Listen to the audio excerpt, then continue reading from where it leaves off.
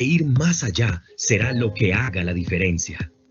Por eso, en el programa Afiliados Primero de la Cámara de Comercio de Medellín para Antioquia, estamos del lado de todos los que deciden tener más oportunidades, más metas cumplidas, más experiencias, más contactos y más opciones para salir adelante. Al pertenecer a Afiliados Primero, accedes a beneficios y servicios exclusivos, adicionales a la oferta general de la Cámara, que han sido pensados para darte más y ofrecerte una experiencia preferencial. Afiliados Primero es el lugar de todos los que deciden tener más espacios de aprendizaje y crecimiento para acceder a conocimientos y herramientas para enfrentar mejor los retos actuales. Aulas empresariales. Semana de actualización tributaria. Acceso gratuito a cientos de libros a través de Overdrive. Evento especial para líderes de gestión humana. Es el escenario de nuevas conexiones para los que deciden tener más oportunidades de relacionamiento y networking, y de esa forma expandir sus horizontes en un mundo cada vez más conectado. Conéctate. Espacios de relacionamiento y actualización. Club de contadores. Mercado afiliados. Talleres comerciales y de marketing digital. Aquí tú eres el primero, porque decides tener más exclusividad para acceder a los diferentes espacios y servicios que ofrece la Cámara. Acompañamiento personalizado por parte de un profesional de afiliados. Atención preferencial en sedes y en la línea de servicio al cliente. Atención preferencial para el agendamiento de citas. Presencia destacada en la plataforma Vitrina Empresarial. Encuentro de afiliados. Acceso preferencial a eventos culturales. Y porque decidir hacer parte de Afiliados Primero también es tener más por menos, el programa te ofrece tarifas preferenciales para acceder a los servicios especializados de la Cámara para que tu negocio no pare de crecer. Expedición gratuita de certificados. Descuentos en los servicios especializados de la Cámara y membresías Formación Cámara. Mención gratuita de tu empresa y productos en la emisora Cámara FM. Descuento en consultoría en gobierno corporativo, propiedad intelectual, franquicias, innovación, emprendimiento, entre otros. Descuentos en alquiler de espacios en la sede poblada. Tarifas especiales en nuestra emisora Cámara FM. Descuento del 50% en el parqueadero de la sede poblada. Los miembros de Afiliados Primero son empresarios y negocios que deciden hacer la diferencia, aportando de esta manera al progreso de la región. Por eso, reconocemos y exaltamos su labor. Celebración de los lustros de nuestros afiliados en Pergaminos Cámara. Certificado de pertenencia a Afiliados Primero. Kit visual Afiliados Primero para usar en tu sitio web y redes sociales, para que tus clientes y aliados sepan que haces parte de este exclusivo programa. Por eso, te invitamos a seguir siendo de aquellos que deciden tener más y a disfrutar de todos los beneficios de hacer parte de este destacado grupo de empresas. Estamos convencidos de que eres de los que nunca dejan de creer y soñar. Bienvenidos. En Afiliados Primero estamos aquí para darte siempre más.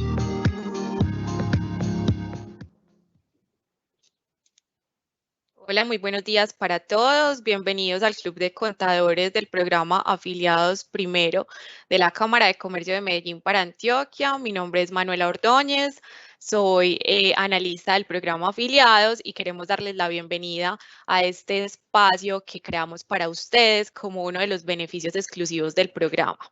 Les queremos recordar que tenemos entonces 2 horas de charla con los expertos que trajimos el día de hoy para el tema que vamos a tratar, que es actuaciones administrativas que se surten ante la UGPP.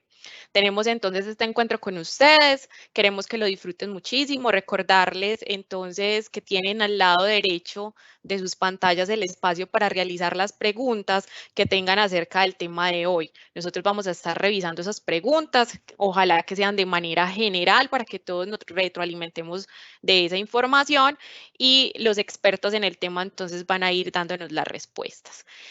Recuerden también entonces que esta charla queda grabada, que las enviamos junto con las memorias al correo electrónico con el que ustedes se inscribieron. Allí les vamos a enviar entonces en los próximos días la grabación de este evento y las memorias para que tengan la información en sus manos. También les recordamos que pueden ingresar a la página cámaramedellín.com.co. Hay un botón abajo que dice hago parte de afiliados. Ustedes pueden darle clic ahí y encontrar toda la información sobre los beneficios por pertenecer al programa y también sobre todos los eventos y los próximos encuentros que vamos a tener en el Club de Contadores. Les recordamos entonces que estamos hasta las 12, hoy tenemos estas 2 horas, vamos a tener un espacio con los expertos invitados, que son Gloria Elena Barrientos y Daniel Diosa. Ellos dos van a estar con nosotros el día de hoy para compartirnos todo ese conocimiento que tienen y vamos a ver estos temas que pueden ver en pantalla. Estos son los subtemas que vamos a ver en el día de hoy.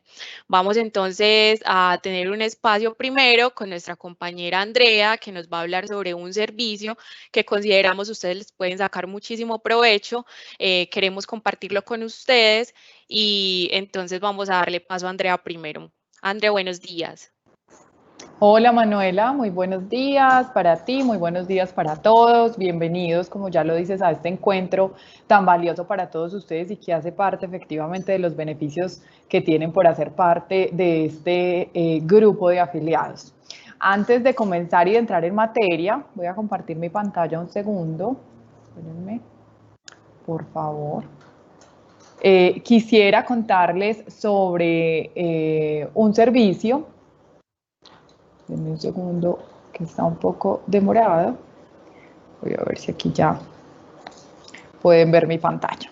Bueno, quiero contarles sobre este servicio, el servicio de e-factoring, que como decía Manuela, creemos que puede ser de muchísimo interés para ustedes.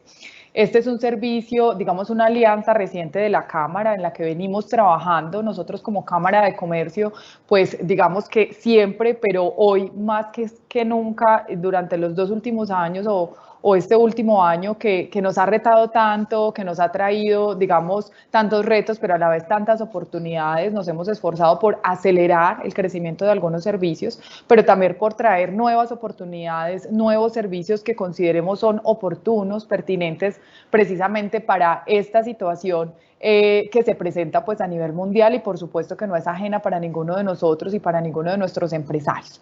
Uno de esos servicios es el servicio de e-factoring, es un servicio con el que hemos decidido traer una alternativa financiera distinta, digamos, para obtener liquidez, pensando especialmente en la pequeña empresa, en la mediana empresa e incluso en las microempresas. Entonces quiero contarles de manera muy breve hoy de qué se trata este servicio, ya si ustedes como contadores, como financieros que atesoran una o varias de sus empresas consideran que alguna de esas empresas puede ser útil, pues puedan contarle, puedan indagar más en nuestra página web y finalmente puedan acceder al servicio. Andrea, qué pena, tú nos estás compartiendo pantalla. Sí, sí, no se está viendo. No se está viendo, si quieres la vuelves a compartir, porfa. Claro que sí. En un segundo vuelvo a compartir. Muchas gracias, Manuel. Listo.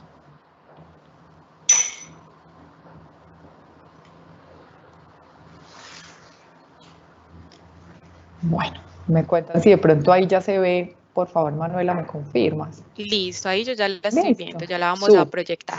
Listo. Mil gracias. Bueno, entonces, esto simplemente es de apoyo, como para homologar un poquito de conceptos y saber de qué estamos hablando, porque ustedes son contadores, son financieros y seguramente pues no es un término ajeno al día a día de ustedes, pero sí puede ser ajeno a veces a muchas empresas, o puede ser una alternativa financiera que muchas de las micro, pequeñas empresas hoy no consideran porque inicialmente estaba pensado para empresas grandes, ¿cierto? Entonces, ¿qué es el factoring? Es un mecanismo que permite a las empresas disponer de liquidez inmediata mediante la venta de sus facturas, de las facturas que les adeudan, y digamos que en el caso del factoring tradicional, esas facturas se venden a entidades financieras convencionales. Es un tema que se hace normalmente físico, que requiere algunos papeleos, que requiere tiempo, ¿cierto? Unos días, tiene unos costos asociados y que, digamos, todo esto hace que esté pensado precisamente para estas empresas más grandes. Pero ¿qué traemos nosotros con e-factoring? Que no es más que el factoring ofrecido a través de plataformas digitales. Es la posibilidad de que micro y pequeñas empresas puedan también acceder a este tipo de servicio. Lo hace liviano, lo hace fácil y lo hace completamente virtual. Esa es la diferencia, es hacer factoring, pero a través de una plataforma virtual, en este caso una fintech que es Billy, es nuestro aliado para ofrecer este servicio, que tiene como objetivo democratizar el servicio para que así empresas más pequeñas, empresas micro puedan acceder a él. Entonces, disponibilizamos las facturas en la plataforma digital de Billy. Allí ponemos, ofrecemos o subastamos de alguna manera las facturas. Hay unos pagadores o unos factores que son las personas, digamos, que comprarán nuestra factura, que les interesa, que son inversionistas, que también son entidades financieras, que están interesados en invertir en esto, compran las facturas y luego ellos lo que hacen es que se encargan de cobrarle a nuestro cliente inicial, ¿cierto? Entonces tengo una factura con un cliente, este cliente me paga a mí normalmente a 30, 60 días, pero yo, microempresa, empresa pequeña o incluso mediana, ante la situación actual con mayor razón, necesito liquidez más rápido, ¿cierto? Necesito tener liquidez para pagar mi nómina, para pagar a proveedores y no puedo esperar 30 o 60 días o incluso para hacer alguna inversión actual. Entonces, esta es una alternativa en la que yo vendo esa factura, que mi cliente me va a pagar a 30 o 60 días, a mí el dinero me entra en cuestión de 24 horas y luego esa empresa o entidad que me compró a mí la factura se encarga de cobrarle a mi cliente dentro de los 60 días que inicialmente habíamos pactado en la factura. Entonces es la forma de adelantar ese pago de las facturas y con grandes ventajas. ¿Qué ventajas tenemos acá? Pues lo primero que les decía es que genera liquidez inmediata para estas empresas. Tengo la factura ya, pero necesito el dinero ya, no puedo esperar 60 días, entonces tengo la liquidez inmediata porque el desembolso después del registro se demora 24 horas como máximo, incluso a veces es el mismo día. No afecta los niveles de endeudamiento de las empresas, pues ustedes que son contadores y financieros saben mucho mejor pues a qué hace referencia este punto, que sí puede afectarlo hacer un crédito, además de los tiempos que puede tener esa alternativa, que no deja de ser una opción en algunos casos. Cuando necesito acceder a un crédito con una entidad financiera, obviamente pues eso afecta el nivel de endeudamiento. Y permite realizar el proceso de venta y cesión de derechos de las facturas a un costo mínimo. Muchas veces pues en este caso es mínimo de intermediación y financiación y muchas veces es un costo menor a la tasa que de pronto podemos tener si accedemos a un crédito, ¿cierto? Entonces a una solución con una entidad financiera a través de crédito. Estas son las ventajas más importantes que tiene el e-factoring para esas microempresas, para esas pequeñas empresas o incluso para las medianas empresas, por supuesto, que están aquí incluidas en este servicio. ¿Cuáles son los costos entonces asociados al servicio? Tenemos dos costos. Uno, que tiene que ver con el uso de la plataforma, que para el caso de Billy es una tarifa muy económica, es el 2 por 1000, digamos, comparado con otras opciones del mercado. El 2 por 1000 por yo usar la plataforma tecnológica, que es lo que me da mi seguridad y que me permite hacer la transacción de forma segura, ¿cierto?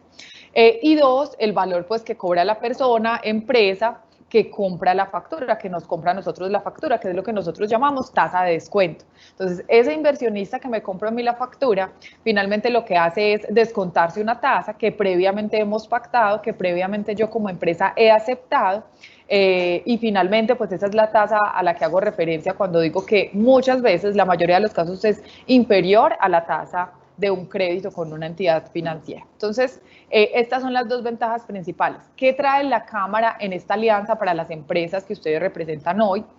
Uno es, digamos, que durante las 10 primeras facturas o los 50 millones de pesos iniciales, digamos lo que primero suceda, van a tener o van a estar eximidos de pagar ese 2 por 1000 de la transacción, ¿cierto? La tasa de descuento de la factura pues siempre estará ahí porque es una negociación con ese comprador, pero el 2 por 1000, que es lo que cobra la plataforma por disponibilizar allí la transacción o por permitir hacer la transacción, lo van a poder ahorrar en las 10 primeras facturas o en los 50 primeros millones de pesos que se negocien, lo que primero suceda. Esto es por hacerlo a través de la Cámara, es una alianza que tenemos con ellos. ¿Con qué objetivo? Con el objetivo de que los empresarios prueben el servicio. Y hago la cuña, pueden probar el servicio con una factura de 300.000 pesos o de una vez con una factura de 40 millones, ¿cierto? Entonces, nosotros como Cámara, pues, garantizamos la seguridad y la confianza en la plataforma y en el proceso, pero para el empresario arrancar, digamos, a probar, pues lo que se hace es que se le da este beneficio, ¿cierto? Para que yo pruebe con esas primeras 10 facturas, incluso desde 300.000 pesos, tenemos empresas que ya han negociado a través de este servicio que además es muy reciente, facturas de 200.000, 300.000, 5 millones, 10 millones, según lo que el empresario pues quiera disponibilizar allí. ¿Cuál es entonces el proceso? Si ustedes salen de aquí diciendo este servicio está interesante para contarle a estas empresas que yo asesoro o la empresa en la que finalmente yo trabajo, puede ser una alternativa para explorar, ¿qué debo hacer? Entonces, lo primero es registrarse como empresa en la plataforma de Bill. Enseguida les cuento por dónde accedemos. Me registro como empresa en esa plataforma. Es muy importante y fundamental que la empresa ya cuente con factura electrónica, si no, no se puede hacer porque pues obviamente es una transacción completamente digital, se necesita tener la factura electrónica. Entonces, lo primero es que registro la empresa en la plataforma de Billing. Cuando me aprueben el registro, que se demora entre 1 y 2 días, registro la o las facturas que quiera poner a la venta. Luego, pues, se da esa negociación entre el que va a comprar la factura y yo, él ofrece unas tasas, yo finalmente apruebo esas tasas y después de que se cierre la negociación, en menos de 24 horas se paga la factura. Es así de simple, realmente es muy fácil. Si ustedes salen de acá interesados, la invitación es que ingresen a cámaramedellín.com, servicios para la reactivación, es un bloque de servicios que tenemos específicamente para la reactivación de las empresas y allí encuentran el servicio de e-factoring con toda la información que les acabo de contar, con un formulario para que ustedes digan quiero acceder a este servicio, diligencian un formulario directamente de Bill y se comunican con ustedes para orientarlos en el proceso. También hay una calculadora dispuesta como para que ustedes hagan cuentas, digamos más o menos cuánto podría obtener de una factura que tenga, dependiendo de las tasas de descuento al momento de la negociación, que puede ser muy útil en el proceso, y el paso a paso para registrarse. Eso es pues finalmente lo que les quería contar. Les reitero la invitación, cámaramedellín.com, servicios para la reactivación y factoring, y ahí encuentran toda la información para que finalmente puedan acceder al servicio. Los invito para que revisen esta información, para que lo tengan como una alternativa financiera de liquidez para sus empresas y que puedan además comunicarlo pues a todas esas empresas que ustedes acompañan. No sé si hay alguna duda, de todas maneras estamos muy cortos de tiempo. Entonces voy a darle paso directamente a Gloria Barrientos, que es la persona que los va a acompañar hoy pues en esta charla que ya Manuela nos presentaba y que va a ser tan útil para ustedes, y más bien si de pronto quedan con alguna duda, quieren una orientación específica, pues nos dejan en el chat y miramos cómo uno a uno los podemos contactar. Muchísimas gracias por este espacio. Gloria, adelante, te damos entonces la bienvenida nuevamente. Buenos días, muchas gracias a todos. Gracias, Andrea, por tu presentación. Bueno, es para nosotros un placer continuar con el Club de Contadores, este espacio que es tan importante para todos nosotros, para estar capacitados y para que nos veamos continuamente, no dejemos de estudiar y capacitarnos en equipo. Hoy quiero presentarles de nuevo a nuestro compañero y líder en el tema de UGPP, Daniel Diosa Martínez. Daniel es abogado, contador público, especialista en Derecho de la Universidad Externado de Colombia, diplomado en Justicia de la Universidad de Harvard, consultor legal y tributario de compañías multinacionales y locales. Se ha desempeñado como docente en Derecho Tributario, en pregrado y posgrado de la Universidad de AFIT, Universidad de Medellín, Universidad Autónoma Latinoamericana, AUNAULA, entre otras.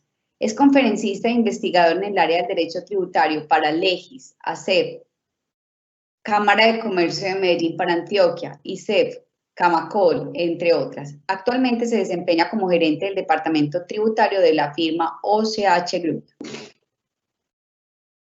Podemos continuar contigo, Daniel. Bueno, muy buenos días para todos. Antes que nada, agradecerle a la Cámara de Comercio por la invitación para estar nuevamente en este espacio compartiendo algunos conceptos de un tema pues tan interesante como lo es el procedimiento ante la UGPP, y pues desde luego agradecer a Manuela, a Paola y a Andrea allí por el apoyo. Un gusto para mí estar acá nuevamente. Quiero de hecho pues empezar hablando varios puntos allí en lo que respecta a la entidad como tal, para hacer de alguna u otra forma una introducción a lo que veremos en este conversatorio, en este análisis que llega de la entidad. Lo primero es recordar un punto fundamental. Ojo, recordemos que el año anterior, con todo el efecto que generó la pandemia, por supuesto, y el estado de emergencia económica como tal, se generaron una suspensión de términos para aquellas personas que querían acceder, por ejemplo, a beneficios tributarios, y por supuesto, esto dado, si yo tenía un proceso en contra de la entidad, me estaban adelantando una fiscalización, me habían sancionado y pues de alguna manera cobrado aportes al sistema de la seguridad social, con lo que ello implica de sanciones e intereses, pues resulta que la reforma tributaria del 2019 me había dado una oportunidad, y era, venga, usted puede, si estamos discutiendo esto, usted puede realizar el pago con un descuento del 80% en sanciones e intereses, sin incluir los intereses al subsistema de pensiones. Pero teniendo en cuenta el efecto que se generó y que desde luego pues el año pasado, el año 2020, la UGPP suspendió términos, el año anterior surgió una nueva ley que amplió ese término, razón por la cual, y para que lo tengan en cuenta allí como primer anuncio, el beneficio tributario conocido como amnistía como tal ante la entidad está vigente ya no hasta el 30 de noviembre como se ha dicho inicialmente, sino que fue ampliado hasta el 30 de junio de este año, para que lo tengan en cuenta, tiempo para el cual pues por supuesto será posible acceder a este beneficio. Perfecto. Daniel, muchos estamos inquietos con el tema de la UGPP y realmente hay personas que no saben de qué se encarga la UGPP en materia de aportes para fiscales. ¿Tú podrías ampliarnos un poco ese tema, que nos quede claro? Claro que sí, Gloria. Aquí es importante tener en cuenta varios aspectos y varios puntos, desde luego. Para llamarlo de alguna manera muy clara y muy sencilla, la UGPP es una especie de DIAN, de Dirección de Impuestos y Aduanas Nacionales, pero para efectos de aportes al sistema de la seguridad social. Desde allí, ¿qué hace? ¿Cuál es la función principal de la UGPP como ese ente fiscalizador? Pues en efecto se encarga de verificar el pago oportuno de aportes, fiscalizar los mismos. De hecho, en este caso, ustedes notarán, por supuesto, o habrán notado en algún caso cercano, si no es directo, pues que se encarga también de enviar cobros persuasivos, o incluso puedes enviar acciones persuasivas en caso tal de que tenga un presunto incumplimiento del aportante. Desde allí, por supuesto, tiene todas las facultades de control, sancionatorias, entre otras, razón por la cual al final del día entonces la UGPP lo que se encarga es del correcto cumplimiento, o por lo menos hacer cumplir al aportante los aportes al sistema de la seguridad social, y si este no los cumple, pues tendrá las facultades necesarias y suficientes para sancionar, para exigirle coactivamente el pago de estos aportes. O sea, Daniel, que si yo tengo un tema pendiente de aportes de parafiscales como independiente y tengo una moto, la UGPP puede embargarme esa moto o un carro, un vehículo, por ejemplo. Claro que sí, incluso aquí hay un tema importantísimo para tener en cuenta. Recordemos que esto no es un dato, esto no es un dato no menor, en el sentido de que en algún momento se generó el mito generalizado de decir, no, es que la UGPP me envió una carta, eso simplemente es una carta que le está llegando a todo el mundo y no se preocupe, no la conteste, y antes si usted contesta, lo requieren. Falso de toda falsedad, ya nos hemos dado cuenta de ello. Cuando la entidad inicia un procedimiento, un trámite completo en contra de un aportante, por ejemplo, en contra de una persona natural o incluso en contra de una compañía, lo primero que debe tenerse en cuenta es, yo tengo que contestar, tengo que dar respuesta, porque en muchos de esos escenarios lo que están haciendo es que me notifican un acto administrativo, y si yo no doy respuesta a ese acto administrativo, pues quiere decir, y la norma de hecho lo contempla de esa manera, mire, usted aportante está de acuerdo con lo que dice la entidad. Y eso es gravísimo, porque si usted se presume que está de acuerdo, pues allí lo que se operará será que el acto administrativo queda ejecutoriado. En palabras sencillas, si el acto queda ejecutoriado, significa que a partir de ese momento la entidad puede ir hacia adelante realizando cobros, y esos cobros que implican todo lo que esté en el patrimonio de la persona natural, como por ejemplo, si tiene una moto, como tú lo decías, por ejemplo, un vehículo, podrá en efecto registrar en este caso una medida cautelar de embargo, por ejemplo, incluso el tema de cuentas bancarias, que de allí pues creo que es el más cotidiano de todos y las personas que tienen procesos pendientes con la OGPP lo han sufrido, pues también se pueden presentar embargos en cuentas bancarias y demás para tenerlo en cuenta. Daniel, entonces para solucionar esto hoy, ¿qué herramientas tenemos? Lo he escuchado que actualmente existen amnistías en la OGPP. Cuéntanos qué sabes al respecto. Ok, aquí es importante regresarnos un poco por allá al año 2019. Recordemos que en el año 2019 tuvimos una reforma tributaria. Esa reforma tributaria de alguna u otra forma, pues lo que permitió fue decirnos lo siguiente, y era, mire, si hay un procedimiento iniciado por parte de la OGPP, y pues recordemos que para que exista un procedimiento iniciado por parte de la entidad, se requiere como mínimo, y aquí veremos cada uno de esos puntos que vamos a abordar, por supuesto, se requiere como mínimo que me hayan notificado algo llamado un requerimiento para declarar y o corregir. ¿Por qué? Porque a partir de este acto administrativo como tal, es que comienza la administración a proponerme las sanciones. Entonces, desde ese punto de vista, si yo tengo ese tipo de actos notificados antes de la entrada en vigencia de esa ley, que recordemos que la ley es del 28 de diciembre de 2019, pues yo tenía la posibilidad, y digo tenía porque para ese momento era el postulado, de acceder a un beneficio. ¿Cuál es ese beneficio? Venga, si yo vengo en un procedimiento largo, extenso con la entidad, que debemos decirlo desde luego, esto es un alias, es decir, una mera posibilidad entre si definitivamente puede que suceda de que la administración me dé la razón o que el día de mañana incluso pues sea ante un juez de la República quien discuta y me den la razón, o puede que no. Razón por la cual muchos clientes lo que hacen es, venga, yo prefiero evitar discusiones y al final del día entonces voy a acceder al beneficio y lo que obtengo es un descuento del 80% en sanciones e intereses. Eso estaba inicialmente pactado y estaba dado para que aplicara hasta el 30 de junio del año 2020. Sin embargo, como bien lo sabemos, allí llega la pandemia, llega el COVID-19 como tal y los efectos que generó en la economía y desde luego todo el tema del distanciamiento, y dijo la entidad, venga, aquí tengo que generar una suspensión de términos. Entonces, en primera medida, yo corro el término del 30 de julio y lo llevo hasta el 30 de noviembre, plazo máximo, nos dijo en ese momento. Y la gente aprovechó las solicitudes y demás, pero la entidad estuvo un poco quieta. Cuando ya se fue acercando el 30 de noviembre, venció el plazo y al final del año pasado lo que se hizo fue emitir una nueva ley, que fue la ley 2063, y desde allí lo que se dio fue ampliar el plazo para que las personas pudieran acceder incluso a las amnistías hasta el 30 de junio. ¿Cuál es la diferencia allí? Porque de hecho creo que es importante decirle a todas las personas que nos escuchan en este momento, Daniel, ¿y cuál es la diferencia con esta amnistía a las amnistías que hemos tenido antes?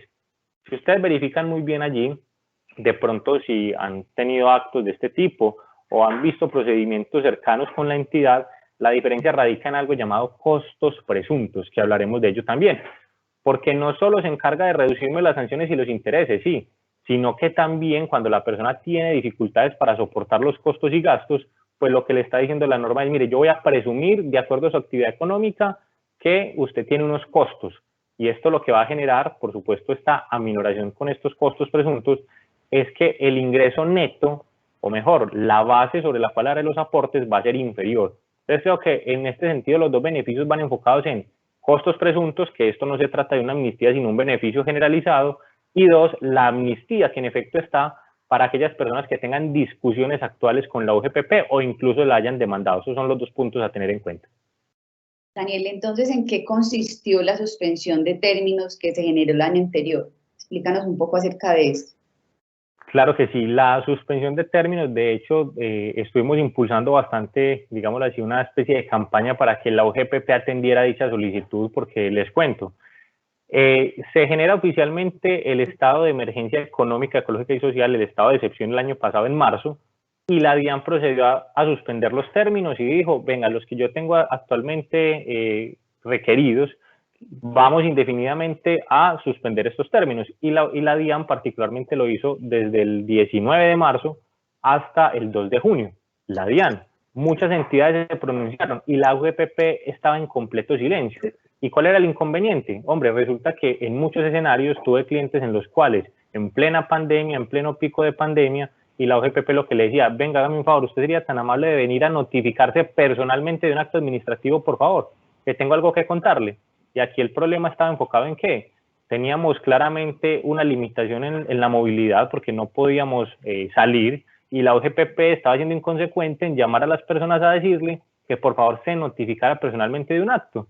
Desde allí entonces iniciamos varios profesionales de este campo una campaña con la finalidad de lograr esto, y allá el 1 de abril del 2020 la entidad emite oficialmente, en este caso, pues dicha resolución y suspende los términos. ¿Esto qué significó? Para las personas, por supuesto, que con toda seguridad estuvieron muy pendientes, o de hecho pudo haber sido que tenían un requerimiento a la espera de respuesta y demás, y dijeron, venga, ¿será que aquí opera un beneficio en mi favor? Por ejemplo, un silencio administrativo. Decirles lo siguiente, en lo que consistió fue que a partir del 1 de abril, la UGPP dijo, mire, si yo a usted lo requerí, si usted está a la espera de una respuesta por parte mía, a partir del 1 de abril de 2020 yo voy a suspender todos los términos. Y eso lo que significa, lo que conlleva es que no seguirán contándose los tiempos de respuesta, no seguirán contándose los tiempos incluso pues para que la entidad emita los actos administrativos, y de hecho no se iban a seguir contando los términos para que la entidad resolviera las solicitudes de las amnistías. Esto fue, digámoslo así, un primer antecedente.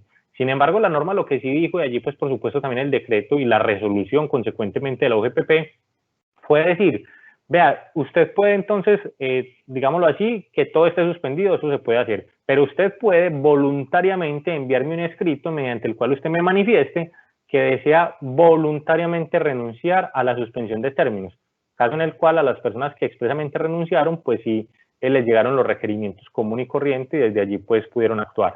En ese orden de ideas, lo que consistió fue que desde el 1 de abril de 2020, y ojo a esto, todas las entidades, así lastimosamente hay que decirlo, pero todas las entidades actuaron prontamente, la OGPP se tardó más, pero asimismo la DIAN, por ejemplo, actuó antes y suspendió hasta el 2 de junio. La UGPP suspendió términos casi un año estuvo suspendida la UGPP en cuestiones de términos, porque fue del 1 de abril hasta el 5 de marzo de 2021. Por eso es que en este momento la UGPP se está reactivando, enviando requerimientos, enviando solicitudes de información, entre otros. De acuerdo, entonces esa suspensión de términos fue del 19 de marzo hasta el 2 de junio. La suspensión de términos como tal con la DIAN efectivamente fue así, desde el 19 de marzo al 2 de junio.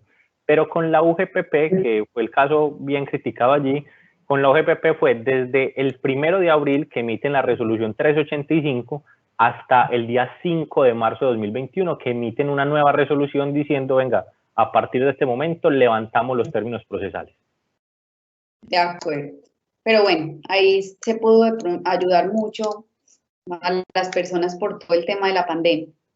Daniel, ¿tú qué nos recomiendas o qué debe hacer una persona natural cuando es requerida por la UGPP? Ese punto es bien importante, y creo que establece, digámoslo así, me excusan allí la reiteración, pero el punto de partida, si se quiere, es del eje central de esta conversación, de este tema del OGPP. Porque al final del día lo que nos interesa a todos es saber, bueno, entonces si a mí me llega un requerimiento de la OGPP, ¿yo cómo debo actuar? ¿Qué debo hacer? ¿A dónde acudo? Lo primero, y es importante tenerlo en cuenta, lo primero que usted debe tener en cuenta, si le llega un requerimiento de la OGPP, es no ir a la OGPP, porque no hay mayor desinformación que incluso la que muchas veces se da en la misma entidad. Pero yo siempre he hablado de 3 grandes ítems a tener en cuenta para conocer de qué me está hablando la entidad y a partir de allí saber cómo actuar. Lo primero indiscutiblemente es identificar el acto administrativo que me están notificando. Aquí vamos a hablar de los más importantes, Gloria, allí, si es una acción persuasiva, si es un requerimiento para declarar y o corregir, si es una liquidación oficial. Es decir, identifique muy bien a usted qué le están notificando, porque si es una acción persuasiva, vamos a ver que no necesariamente es obligatorio contestarla, porque no tiene un fundamento legal y procedimiento establecido en la ley. Pero si le notifican un requerimiento para declarar y o corregir, mucho ojo, porque eso tiene un término especial desde la ley. Entonces, lo primero que usted debe hacer si le llega un requerimiento de la UGPP es identificar el tipo de acto administrativo que le están notificando, porque de ello depende la respuesta, de ello depende las sanciones y de ello depende también, en este caso, cómo proceder. Entonces, primer punto, identifique el acto administrativo que le están notificando allí. Segundo punto, usted con esto identificado lo que tiene que proceder es a identificar ya sobre qué año le están hablando. Es decir, la acción persuasiva muchas veces le dice a usted, hemos identificado que para el año 2015 usted tiene ingresos que sobrepasan el IBC que usted realizó como aporte. Lo invitamos a que ajuste su IBC a la realidad económica de la persona, ¿cierto? Dicen esto, 2015, 2016. Entonces, como el primer punto es yo identificar cuál es el acto que me están notificando, el segundo punto sería identificar sobre qué año me están requiriendo, bien sea la información o requiriendo que haga los ajustes al sistema de seguridad social. ¿Y esto por qué es importante? ¿Para qué identificar el año? Pues lastimosamente hay que decirlo, de alguna u otra forma, y lo sabemos, en materia tributaria tenemos una dispersión normativa bastante grande. Adivinen que en materia de aportes para fiscales no fue la excepción y definitivamente también hay dispersión. Les cuento que la UGPP fue creada con la ley 1151 de 2007. Inicialmente teníamos una regulación con la ley 1122 del mismo año y se tenía un tratamiento particular. Tan solo hasta el año 2012, ojo a esto, hasta el año 2012, tiempo considerable, se le dieron facultades a la UGPP en materia sancionatoria, o sea que estuvo la entidad casi que inactiva mucho tiempo. Más allá de inactiva, pues digámoslo así, fue el tiempo que se tardó la ley para darle facultades, primer punto.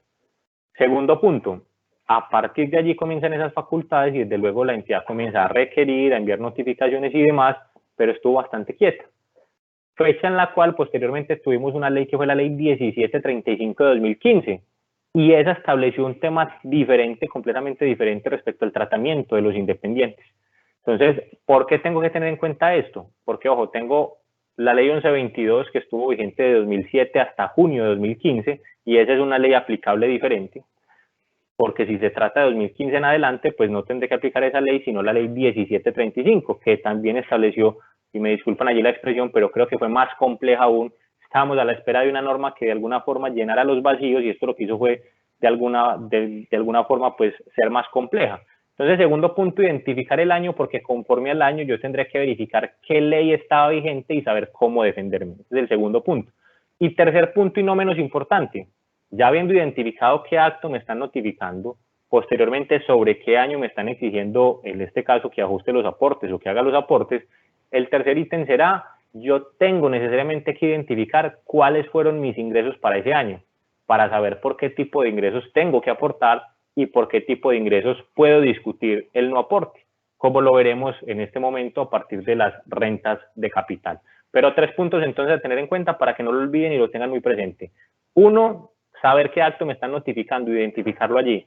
2, sobre qué año me están haciendo el requerimiento. Y 3, identificar mi tipo de ingresos como tal. Eso es lo que usted necesita para una defensa técnica ante la UGPP. Bueno, entonces, en sí, ¿qué es una acción persuasiva y cómo las personas pueden identificar esa acción persuasiva? Pues bien, allí para que lo tengan muy en cuenta, una acción persuasiva se identifica, o la forma correcta de identificarlo es, en primera medida, por su título o su texto establecido como acción persuasiva. Sin embargo, ustedes dirán allí, hombre, Daniel, eso es obvio, eso es evidente. ¿Cómo identificar una acción persuasiva? Pues porque dice acción persuasiva. No, no necesariamente. Hemos visto como la entidad, de hecho, ha notificado actos que no los nombra expresamente como lo dice la ley, pero de todas formas allí tiene, digamos así, un tratamiento para ello y lo envía. Razón por la cual la forma que yo tengo para reconocerlo o para identificarlo es a través del conocimiento de su contenido. ¿Cómo identificar una acción persuasiva además de su título? Pues bien, usted tiene que identificar que allí no se están proponiendo sanciones. Es una mera comunicación que envía la entidad. Razón por la cual al ser una comunicación lo que le está haciendo a usted es una invitación a que ajuste sus aportes. Será su obligación, desde luego, como aportante, verificar si hay lugar o no a la corrección. Y si hay lugar, pues hacerlo. Y si no hay lugar, pues mantenerse en su postura. Esto es importante tenerlo en cuenta porque si usted no contesta una acción persuasiva, no tiene de alguna manera una consecuencia jurídica negativa. Es decir, no lo van a sancionar, no hay una sanción imputable por no contestar una acción persuasiva. Pero ojo, ahora bien, si usted lo que le notifican es un requerimiento y ese requerimiento no lo contesta, esto sí es bastante grave porque el requerimiento sí tiene una consecuencia negativa por la no respuesta. Sí, porque yo he identificado que muchas personas han recibido notificaciones, documentos, cartas de la DIAN, de la UGPP, y siempre la guardan bajo una carpeta o se olvidan y no le prestan atención a eso. Entonces, ¿qué sucede, Dani, si las personas no dan una respuesta a esa acción persuasiva? Ese punto allí para tener en cuenta, de hecho es complejo muchas veces explicarle a los clientes porque usted en muchos escenarios lo que dice es, venga, ¿cómo no dar respuesta? Es que si no doy respuesta me van a sancionar, es que si no doy respuesta, al final del día el que tengo el problema soy yo. Y pues eso es complejo de explicarle al cliente, por supuesto, a la hora de decirle, mire, es que si usted no da respuesta no va a tener consecuencia negativa. Y allí lo importante entonces, por supuesto, tener en cuenta este antecedente. Si usted no da respuesta a una acción persuasiva, ojo, no lo van a sancionar. No tiene una consecuencia jurídica negativa, no la tiene. ¿Y cuál es la razón de ser? ¿Eso por qué se dice? Porque si usted verifica o identifica desde la ley, la acción persuasiva no tiene un fundamento legal. Ojo, no significa que entonces la acción persuasiva sea ilegal, no, sino que la acción persuasiva hace parte de los actos que conocemos como actos preparatorios o preliminares. Y desde allí la posibilidad que tiene la entidad es entonces de poder emitirlos o no emitirlos necesariamente. Razón por la cual, ¿cuál es mi recomendación? Para que lo tengan en cuenta allí como una especie de tip. La recomendación es que, en efecto, usted, si recibe una acción persuasiva, verifique el año que le están requiriendo y vaya y haga una evaluación del tipo de ingresos que realizó por ese año. ¿Con qué finalidad? Para saber si tenemos que hacer ajustes a los aportes o si tenemos que hacer aportes y, desde luego, efectuarlos. Si usted los hace, en este caso, porque es lo importante aquí mencionarlo, si usted lo hace dentro de este tiempo, vamos a ver que tiene un tratamiento preferencial porque no hay lugar al cálculo de algunas sanciones.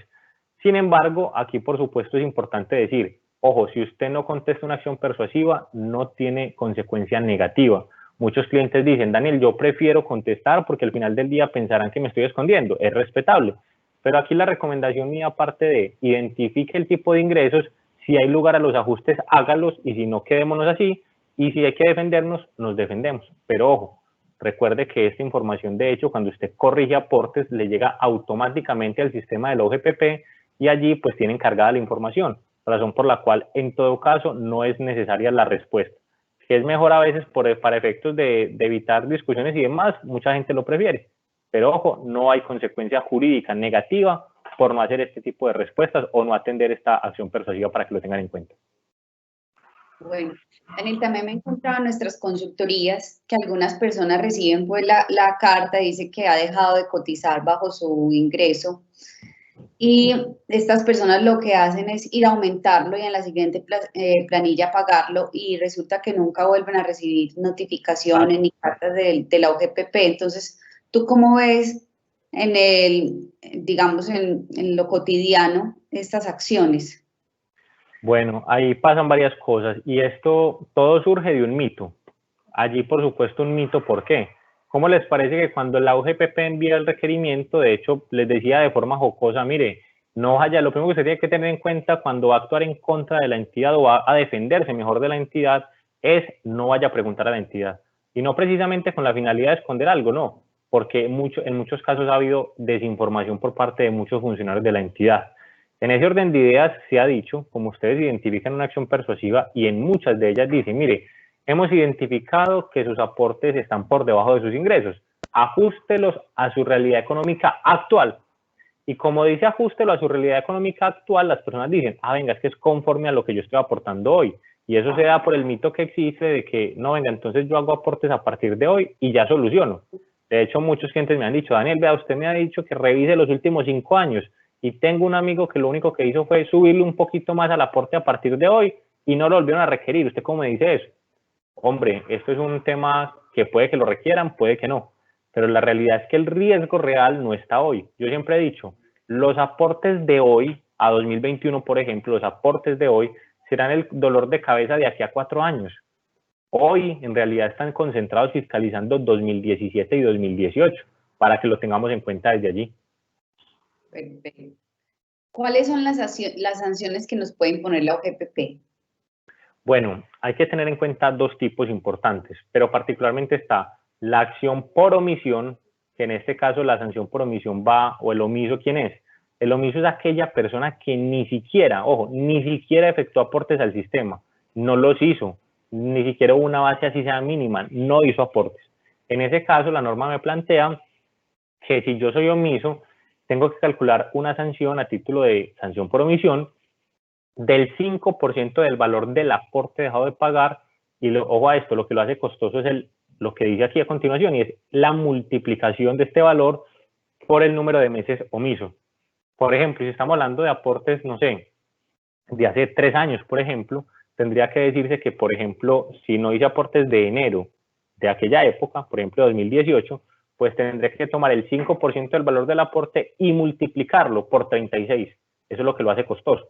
¿Qué sucede y cuál es la diferencia? Que la norma me dice, mire, si estamos en el requerimiento inicial es el 5% sin que supere el 100% del aporte total. Pero si ya llegamos a la liquidación oficial como tal, viene un incremento y allí lo que dice es, mire, tiene que ser el 10% del valor del aporte sin que supere el 200% del aporte total. Entonces, la sanción va incrementando para que lo tengan en cuenta. Eso respecto a lo mismo. Pero también hay otro tipo que es, en este caso, la sanción por inexactitud. ¿Quién es el inexacto? El inexacto es aquella persona que sí hizo aportes, a diferencia de los mismos que ni los hizo. Pero el inexacto hizo los aportes, pero lo hizo sobre una base inferior a la que realmente tenía que hacerlo. Razón por la cual lo que plantea allí, en este caso la norma, es, mire, usted me calcula una sanción por concepto de inexactitud por el 35% del valor de la diferencia entre lo que aportó y lo que tendría que haber aportado inicialmente. Pero repito, si ya estamos en una segunda etapa, como es una liquidación oficial, ya la norma aumenta la sanción y me dice, usted me calcula el 60% de la diferencia sin que exceda el 200%. Esas son las dos sanciones. Sanción por omisión, como lo decíamos, que va desde el 5% hasta el 10% por número de meses omiso, o sanción por inexactitud, que iría desde el 35% de la diferencia del aporte hasta el 60% de la diferencia en el aporte, dependiendo, en este caso, de la etapa procesal en la que estemos. De acuerdo. Daniel, ¿es cierto que si yo no corrijo el requerimiento para declarar o corregir, las sanciones se pueden incrementar? Absolutamente, absolutamente, y esa es una diferencia que radica en algo. Si a mí me notifican una acción persuasiva, inicialmente me notifican simplemente la acción, como lo decíamos ahorita, si yo no la respondo, pues no tengo una situación jurídica negativa, es decir, no me van a sancionar para que estén tranquilos. Pero, en este caso, ténganlo en cuenta, Daniel, entonces, ¿de qué vale o para qué sirve la acción persuasiva? Yo les cuento, yo tengo clientes a los cuales les ha llegado una acción persuasiva y automáticamente lo requieren. Así como he tenido clientes que no les ha llegado acción persuasiva y les llega inmediatamente el requerimiento. Así como tengo otros que les ha llegado 6 acciones persuasivas, incluso diciéndoles último aviso, último aviso, último aviso para que corrija, y esta es la hora que no les ha llegado requerimiento. O sea, no me dice nada que se emita una, dos o que no se emitan acciones persuasivas, pero el hecho de que usted verifique sus aportes y si hay lugar a ello los corrija antes de que llegue un requerimiento para declarar y o corregir, me va a permitir algo. ¿Recuerdan las sanciones de las que hablamos hace un momento? Pues bien, si yo hago estas correcciones antes de la emisión de un requerimiento, la consecuencia es de que voy a pagar solamente los intereses, pero no voy a pagar sanción alguna. Si yo me demoro más del tiempo, pues recordemos, tendré que pagar el valor del aporte, los intereses respectivos, que recordemos, en este caso son el interés moratorio, o sea, la tasa más alta vigente, y la respectiva sanción. Pero si lo hago antes de que me llegue el requerimiento, solo pagaré los intereses y los aportes, para que lo tengan en cuenta. Es un buen punto allí. De acuerdo. Daniel, ¿cuál es el término de prescripción en procedimiento de UGPP? Ok, el término de prescripción acá es necesario también tener un tema en cuenta. Así como decíamos de esos famosos mitos que se tienen ante la entidad de que no, mire, yo corrijo a partir de hoy y demás, hay que tener en cuenta que la prescripción en materia de procedimiento ante la UGPP es la prescripción cotidiana en materia tributaria, es decir, los 5 años. ¿Eso dónde lo encuentro? ¿Dónde, Daniel, usted se fundamenta para decir que son 5 años? ¿Recuerdan la ley que les hablaba en un inicio? La ley 1607 de 2012. Pues bien, es esta norma la que establece que en efecto son 5 años que tendrá la entidad desde el momento en el cual la persona tenía que haber hecho el aporte y no lo hizo. Ejemplo, yo tenía que hacer aportes al sistema para febrero de 2018 y no lo hice. O 2, tuve que haber hecho aportes sobre una base y la realicé sobre una base inferior, que es el inexacto. A partir de allí se cuentan 5 años, razón por la cual en este tiempo, por lo menos para que tengan en cuenta, tendríamos que estar hablando ya de una prescripción del año 2016, por ejemplo, porque ya a la fecha llegó el tiempo límite de prescripción. Ese es el tiempo de prescripción para que lo tengan en cuenta. 5 años como tal que establece la norma en materia de procedimiento ante la UGPP, tal y como sucede en materia tributaria general. Entonces se debe solicitar esa prescripción. Exactamente, tenemos que tener en cuenta allí ese concepto de prescripción, porque ojo, si a mí no me requieren en ese tiempo determinado, pues significará que posteriormente la entidad no tiene la forma para exigirme el pago de aportes posteriormente. Bueno, ¿Cómo funciona el proceso de fiscalización? Cuéntanos un poco acerca de ese proceso.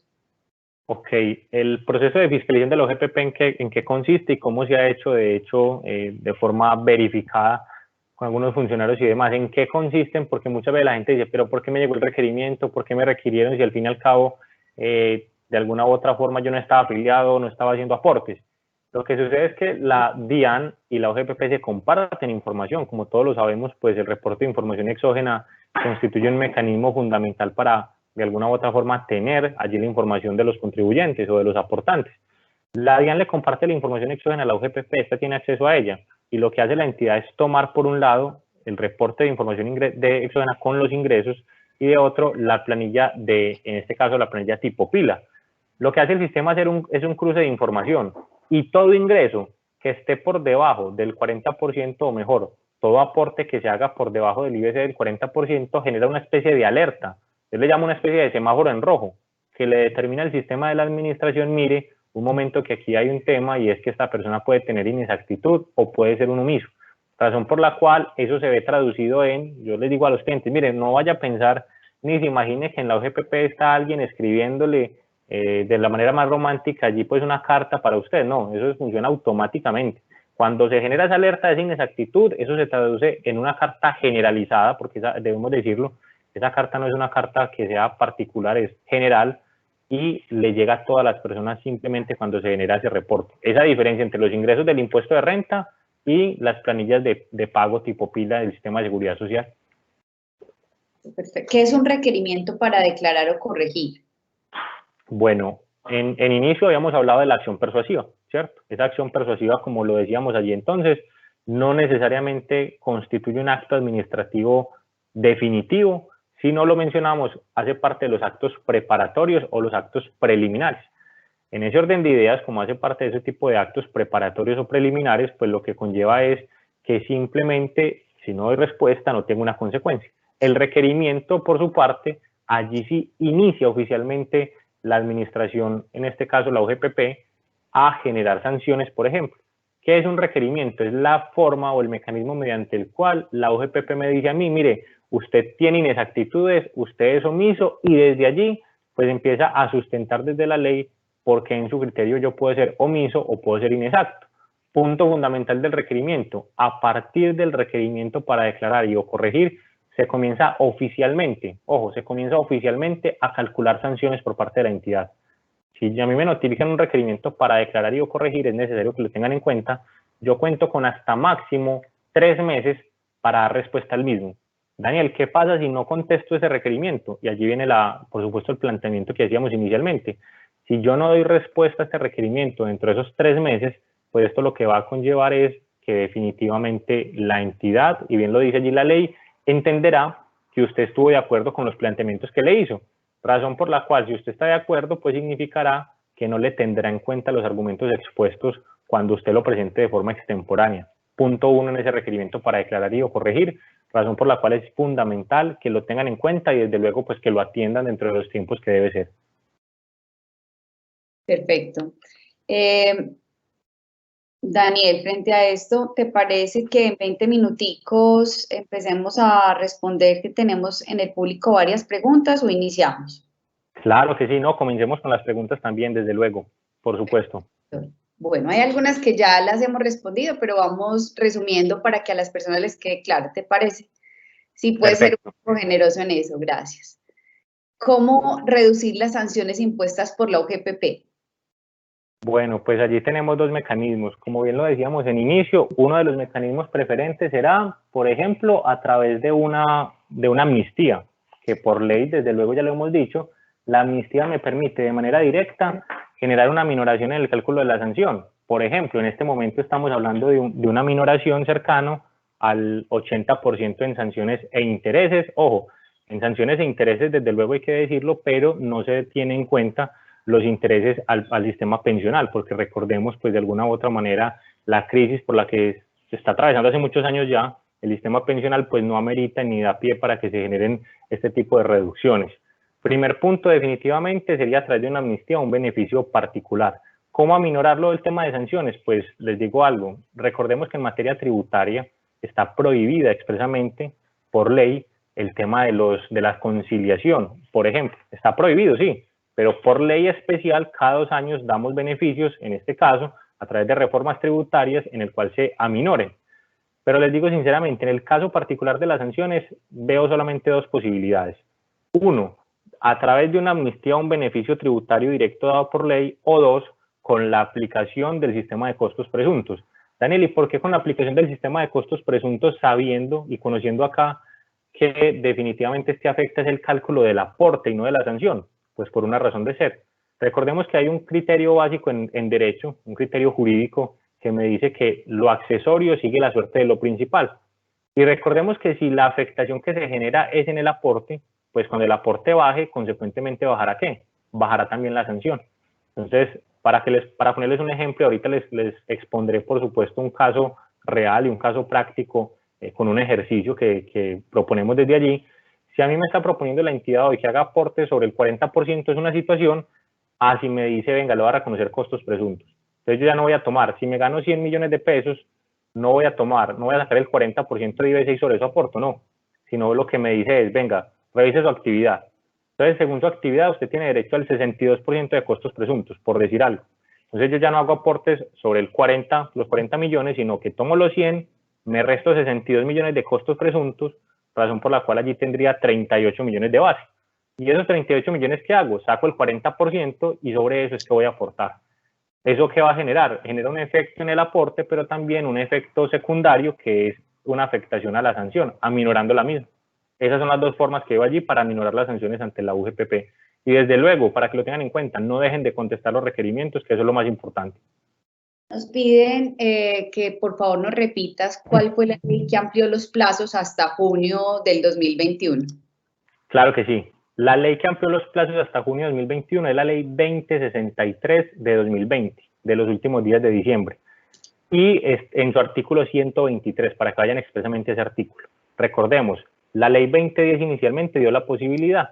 Posteriormente, a través de un decreto legislativo, se amplía hasta el 30 de noviembre y ahora es la ley 2063, en su artículo 123, que da la ampliación hasta junio de 2021.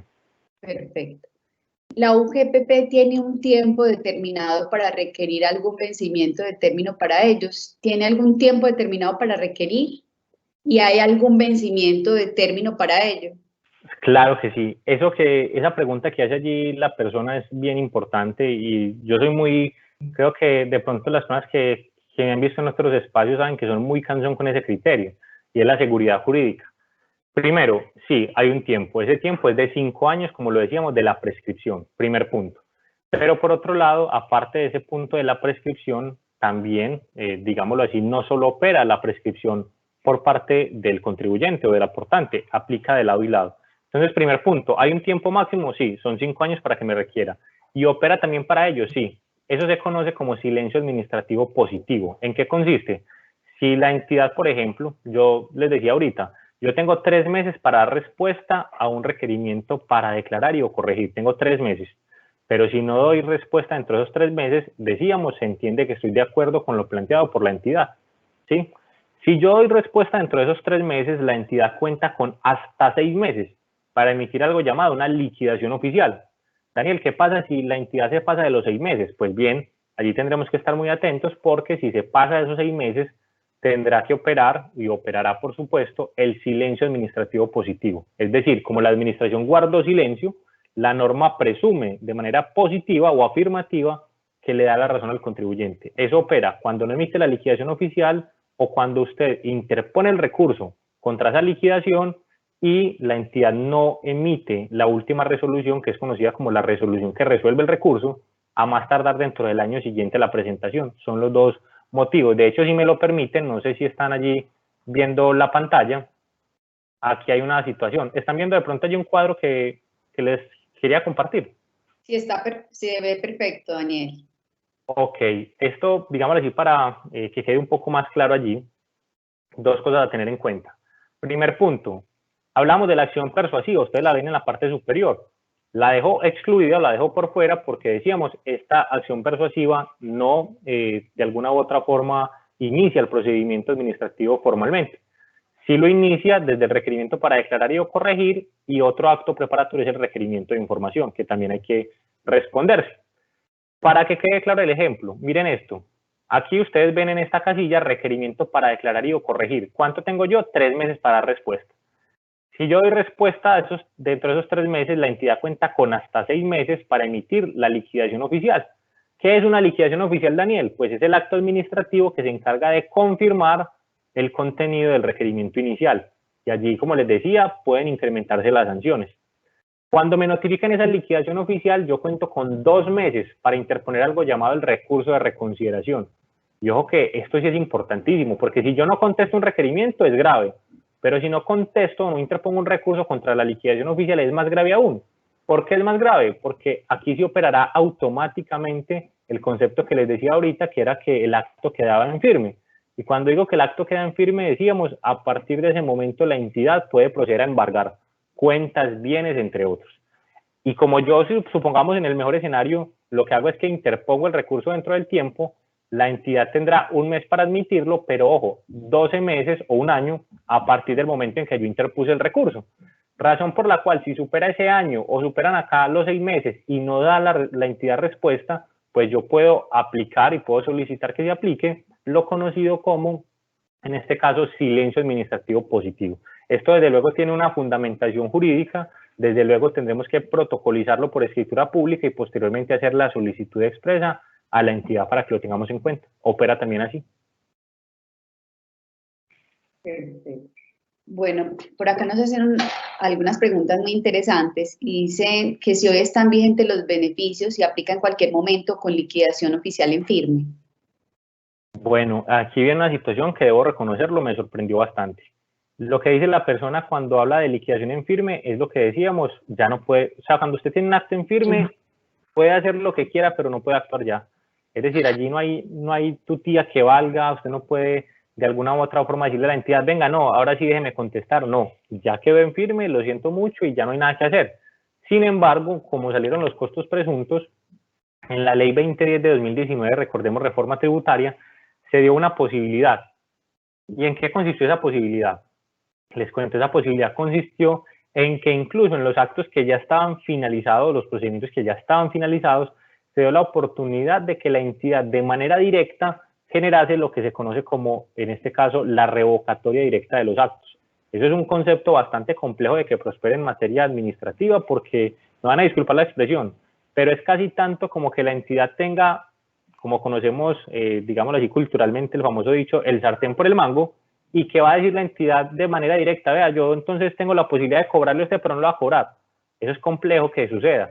Pero aquí sí se dio algo, y lo digo con conocimiento de causa, porque de hecho en muchos de los procesos que he venido acompañando, tanto en la parte jurisdiccional como con la entidad directamente, es decir, defendiendo al contribuyente contra la entidad o incluso demandando a la entidad, muchos de mis clientes fueron notificados de actos de revocatoria directa, diciendo, mire, y clientes que ya tenían vencidos los procesos porque les llegó la carta y nunca dieron respuesta. Pensaron que era la carta de que simplemente le llega a todo el mundo y no hay que contestarla y perdieron allí la posibilidad de hacerlo. Y por ejemplo, uno de ellos tenía todo perdido porque ya estaba allí pues dado todo para que operara esa firmeza. Ya de hecho habían procedido con unas medidas cautelares y la entidad le notificó un acto reconociéndole costos presuntos y diciéndole, vea, acceda al beneficio, yo le doy la oportunidad y estaba ya en firme el acto. Entonces, en este momento sí es posible bajo ese supuesto. Gloria, tienes el micrófono silenciado, qué pena. Gracias, Daniel. Hay otra persona que nos pregunta que si está dentro del proceso, puede acceder a ese beneficio. O sea, una que ya lo había terminado y esta, pues la anterior en firme y esta sí está en el proceso. Exactamente, ¿qué es importante que tengan en cuenta para ello? Recordemos que se han ido alargando los tiempos y demás, pero es importante conocer si desde el momento en el cual entró a regir la ley 2010, que fue el 29 de diciembre de 2019, había un acto. Si a usted le notificaron alguno de esos actos que mencionamos, requerimiento para declarar y o corregir, liquidación oficial o incluso una resolución que resuelve el recurso de reconsideración, usted podrá acceder a los beneficios de estos. Como les digo, ha sido bastante extraño con la entidad porque de hecho ha generado y ha compartido revocatorias directas generalizadas, razón por la cual a muchas de las personas que incluso por ley no podrían acceder, se les ha dado la oportunidad a través de este mecanismo de revocatoria directa. Entonces, tanto el que finalizó el proceso, porque dejó vencer los términos, podría acceder bajo la revocatoria directa que plantea la ley, y el que lo tiene en este momento activo el procedimiento lo puede hacer también. Gracias, Daniel. ¿Cómo puede una persona averiguar si tiene algún proceso de temas con la UGPP? Bueno, lo primero que puede hacer es identificar y pues desde luego acudir directamente al RUT, el Registro Único Tributario. Verifique muy bien, recordemos que en este momento tenemos activas las notificaciones a través del mecanismo de notificación electrónica. Hoy en día no vale mucho la pena, por supuesto, verifique la dirección física registrada, la dirección principal, pero lo más importante es que usted identifique que tenga un correo electrónico allí al cual le lleguen las notificaciones expresamente. Esa es la recomendación. ¿Por qué? Porque hoy en día, y sí que es cierto, desde hace varios tiempo la entidad ha estado notificando todos los actos al correo electrónico, entonces lo principal será verificar que usted tenga actualizados sus datos en el RUT, porque si no lo tiene actualizado, si no tiene actualizados los datos en el RUT como tal, pues allí tendrá que consultar directamente con la entidad, situación que no es muy recomendable porque pues mucha gente dice, no, es que yo le escribo a la entidad y lo que voy a hacer es activar todas las alarmas para que me requieren. Puede que sí, puede que no, pero al final del día el hecho de tener actualizados los datos me va a permitir a mí pues confirmar si en efecto me ha llegado algún tipo de acto o no. En el peor de los escenarios, si no tenga forma y tengo la sospecha de que me ha notificado, pues lo recomendable sería solicitar o verificar mejor allí con la entidad a través de el sistema electrónico de la UGPP, porque allí incluso están los actos cargados. Sería una buena oportunidad allí que usted se registre en esta sede electrónica y verifique si han habido actos emitidos o, en última instancia, hacer un derecho de petición a la entidad solicitando o consultando si ha iniciado un proceso en su contra. De acuerdo. Daniel, nos pide que le recordemos la norma en donde se están reconociendo los gastos presuntos. Ok, allí dos normas a saber. Ley 2010 de 2019, fue la reforma tributaria del 2019, dio la posibilidad expresa en el artículo, fue dos leyes para que tengamos en cuenta, dos leyes y una resolución. La ley 2010 de 2019 fue una de las que amplió los términos, reforma tributaria. Y la otra fue la ley, el Plan Nacional de Desarrollo, que si no me falla la memoria fue la ley 1955 de 2019. ¿Qué dijo esta ley? Recordemos que fue la ley que reguló los aportes del sistema de independientes, y en el artículo 244 habló de toda la regulación. El parágrafo segundo de ese artículo lo que dijo fue que la UGPP podría tomar, para el caso de los trabajadores independientes, podría tomar con base en las cifras dadas por la DIAN, Banrepública, el DANE y pues en este caso incluso Supersociedades, podría implementar un sistema de costos presuntos. Eso lo dijo el Plan Nacional de Desarrollo de 2019. Pero ahora tenía que establecerse a través de un acto administrativo emitido por la entidad. Y esa fue la resolución 209 del 2020 del mes de febrero de la UGPP. De hecho, vamos a ver si aquí mírenla allí se las expongo. Esta es como la tabla con porcentajes y demás.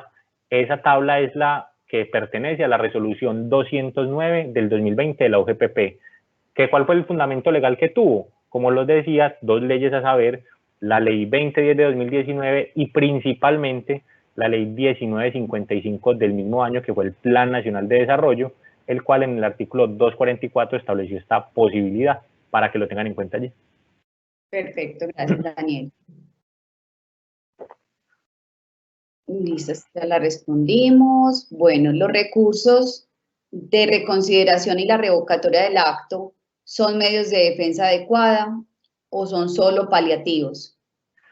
Bueno, ahí la verdad hay dos puntos también. Estoy bien de acuerdo. ¿Y por qué la pregunta? Seguramente. Lastimosamente se ha generalizado un pensamiento de decir, mire, es que lastimosamente yo tengo que contestar y agotar todo el proceso ante la entidad para tener la excusa para demandar. Porque recordemos, hay algo llamado procedimiento administrativo y antes conocido como vía gubernativa que me decía, vea, si usted quiere demandar a la entidad, primero agote el procedimiento adecuado ante la misma para poderla demandar. Sin embargo, hemos visto casos en los cuales la entidad pareciera que ni siquiera se toma el trabajo de leer las respuestas. Cuando me notifican un requerimiento, se da la respuesta y casi que la liquidación oficial que se emite es, me disculpan allí la expresión, pero un control copy, control C, control V, de lo que habían dicho en la primera. O sea, como que no se toma el trabajo de leerla ni siquiera. Yo opino que al final del día pues habrá que agotar los recursos. Puede que se piense eso, que en efecto pues es simplemente perdiendo escape allí para poder demandar, pero al final del día pues creo mucho que no todos los funcionarios sean así. Sucedió hace poco con 2 procesos en los cuales en la primera instancia de el requerimiento recién inicial les dimos respuestas, contestamos y la UGPP atendió a todos los supuestos y los argumentos dados allí. Entonces creo que depende mucho del funcionario, depende mucho de muchos factores, por supuesto, allí para que o se pueda ver como una forma efectiva o simplemente se trate de una forma para que al final del día uno diga, me toca hacerlo para que el acto no quede en firme y poder demandar. Pero al final del día la recomendación es sí o sí, hay que atenderla. Perfecto. Entonces, ¿qué pasa si una persona no responde un recurso de reconsideración, por ejemplo? Bueno, si una persona no responde un recurso de reconsideración, el efecto va a ser el siguiente, y es que tiene los 2 meses, si pasan esos 2 meses y definitivamente no lo atiende, pues allí el acto quedará en firme, decíamos. ¿Cómo queda en firme? Representará algo, y es que a partir de ese momento el contribuyente no podrá, o el aportante en este caso, no podrá ya ni dar respuesta a ningún acto, ni emitir ningún recurso. De hecho, no puede demandar a la entidad porque ya venció el tiempo. Y si esto entonces queda en firme o no interpone el recurso, no podrá tener ninguna actuación y con total seguridad pues tendrá que sufrir el procedimiento de cobro coactivo, es decir, embargos y embargos en cuentas bancarias, en bienes muebles, incluso en bienes inmuebles, para que tengan especial cuidado bajo estos supuestos. De acuerdo. Bueno. Recuérdanos, Daniel, si las personas independientes que reciben un salario mínimo están obligadas a aportar. Bueno, con el tema del salario mínimo hay que tener en cuenta 2 cosas. Lo que me dice el hecho generador, o en este caso, pues, si se quiere, la base gravable de los aportes al sistema de seguridad social de independientes, radican en 2 cosas. Ojo, una cosa es el IBC, o la base gravable como lo conocemos fiscalmente, y otra muy diferente es, en este caso, por supuesto, el ingreso efectivamente percibido. Si el ingreso efectivamente percibido es inferior a un salario mínimo, no tiene que hacer aportes. En este caso, por supuesto, desde luego, si por ejemplo a mí me contratan para un servicio determinado y el pago serán 600.000 pesos, pues está por debajo del salario mínimo, no hay que verificar aportes ni hay que hacer aportes al sistema. Cosa diferente es que ese servicio lo supere a los 908.000 pesos, por ejemplo, caso en el cual sí estaremos obligados a hacer aportes. Pero ojo, lo digo porque se confunden constantemente 2 criterios, porque uno es el IBC, que es el famoso 40% del ingreso que llamamos, y otro es el ingreso bruto como tal. Si el ingreso bruto como tal es superior al salario mínimo, tiene que hacerse aportes. Lo digo porque muchas veces la gente dice, no, venga, es que a mí me pagaron 1.000.000 de pesos, y 1.000.000 de pesos es superior a un salario mínimo, pero le sacan el 40% y dicen, no, es que el 40% son 400.000, entonces está por debajo del mínimo. No, si el IBC da por debajo del mínimo, usted aplicará el salario mínimo como tal. Pero para todos los efectos, si una persona tiene ingresos superiores a un salario mínimo, que es lo que dice la ley, tendrá que hacer aportes al sistema, como mínimo a salud y pensión.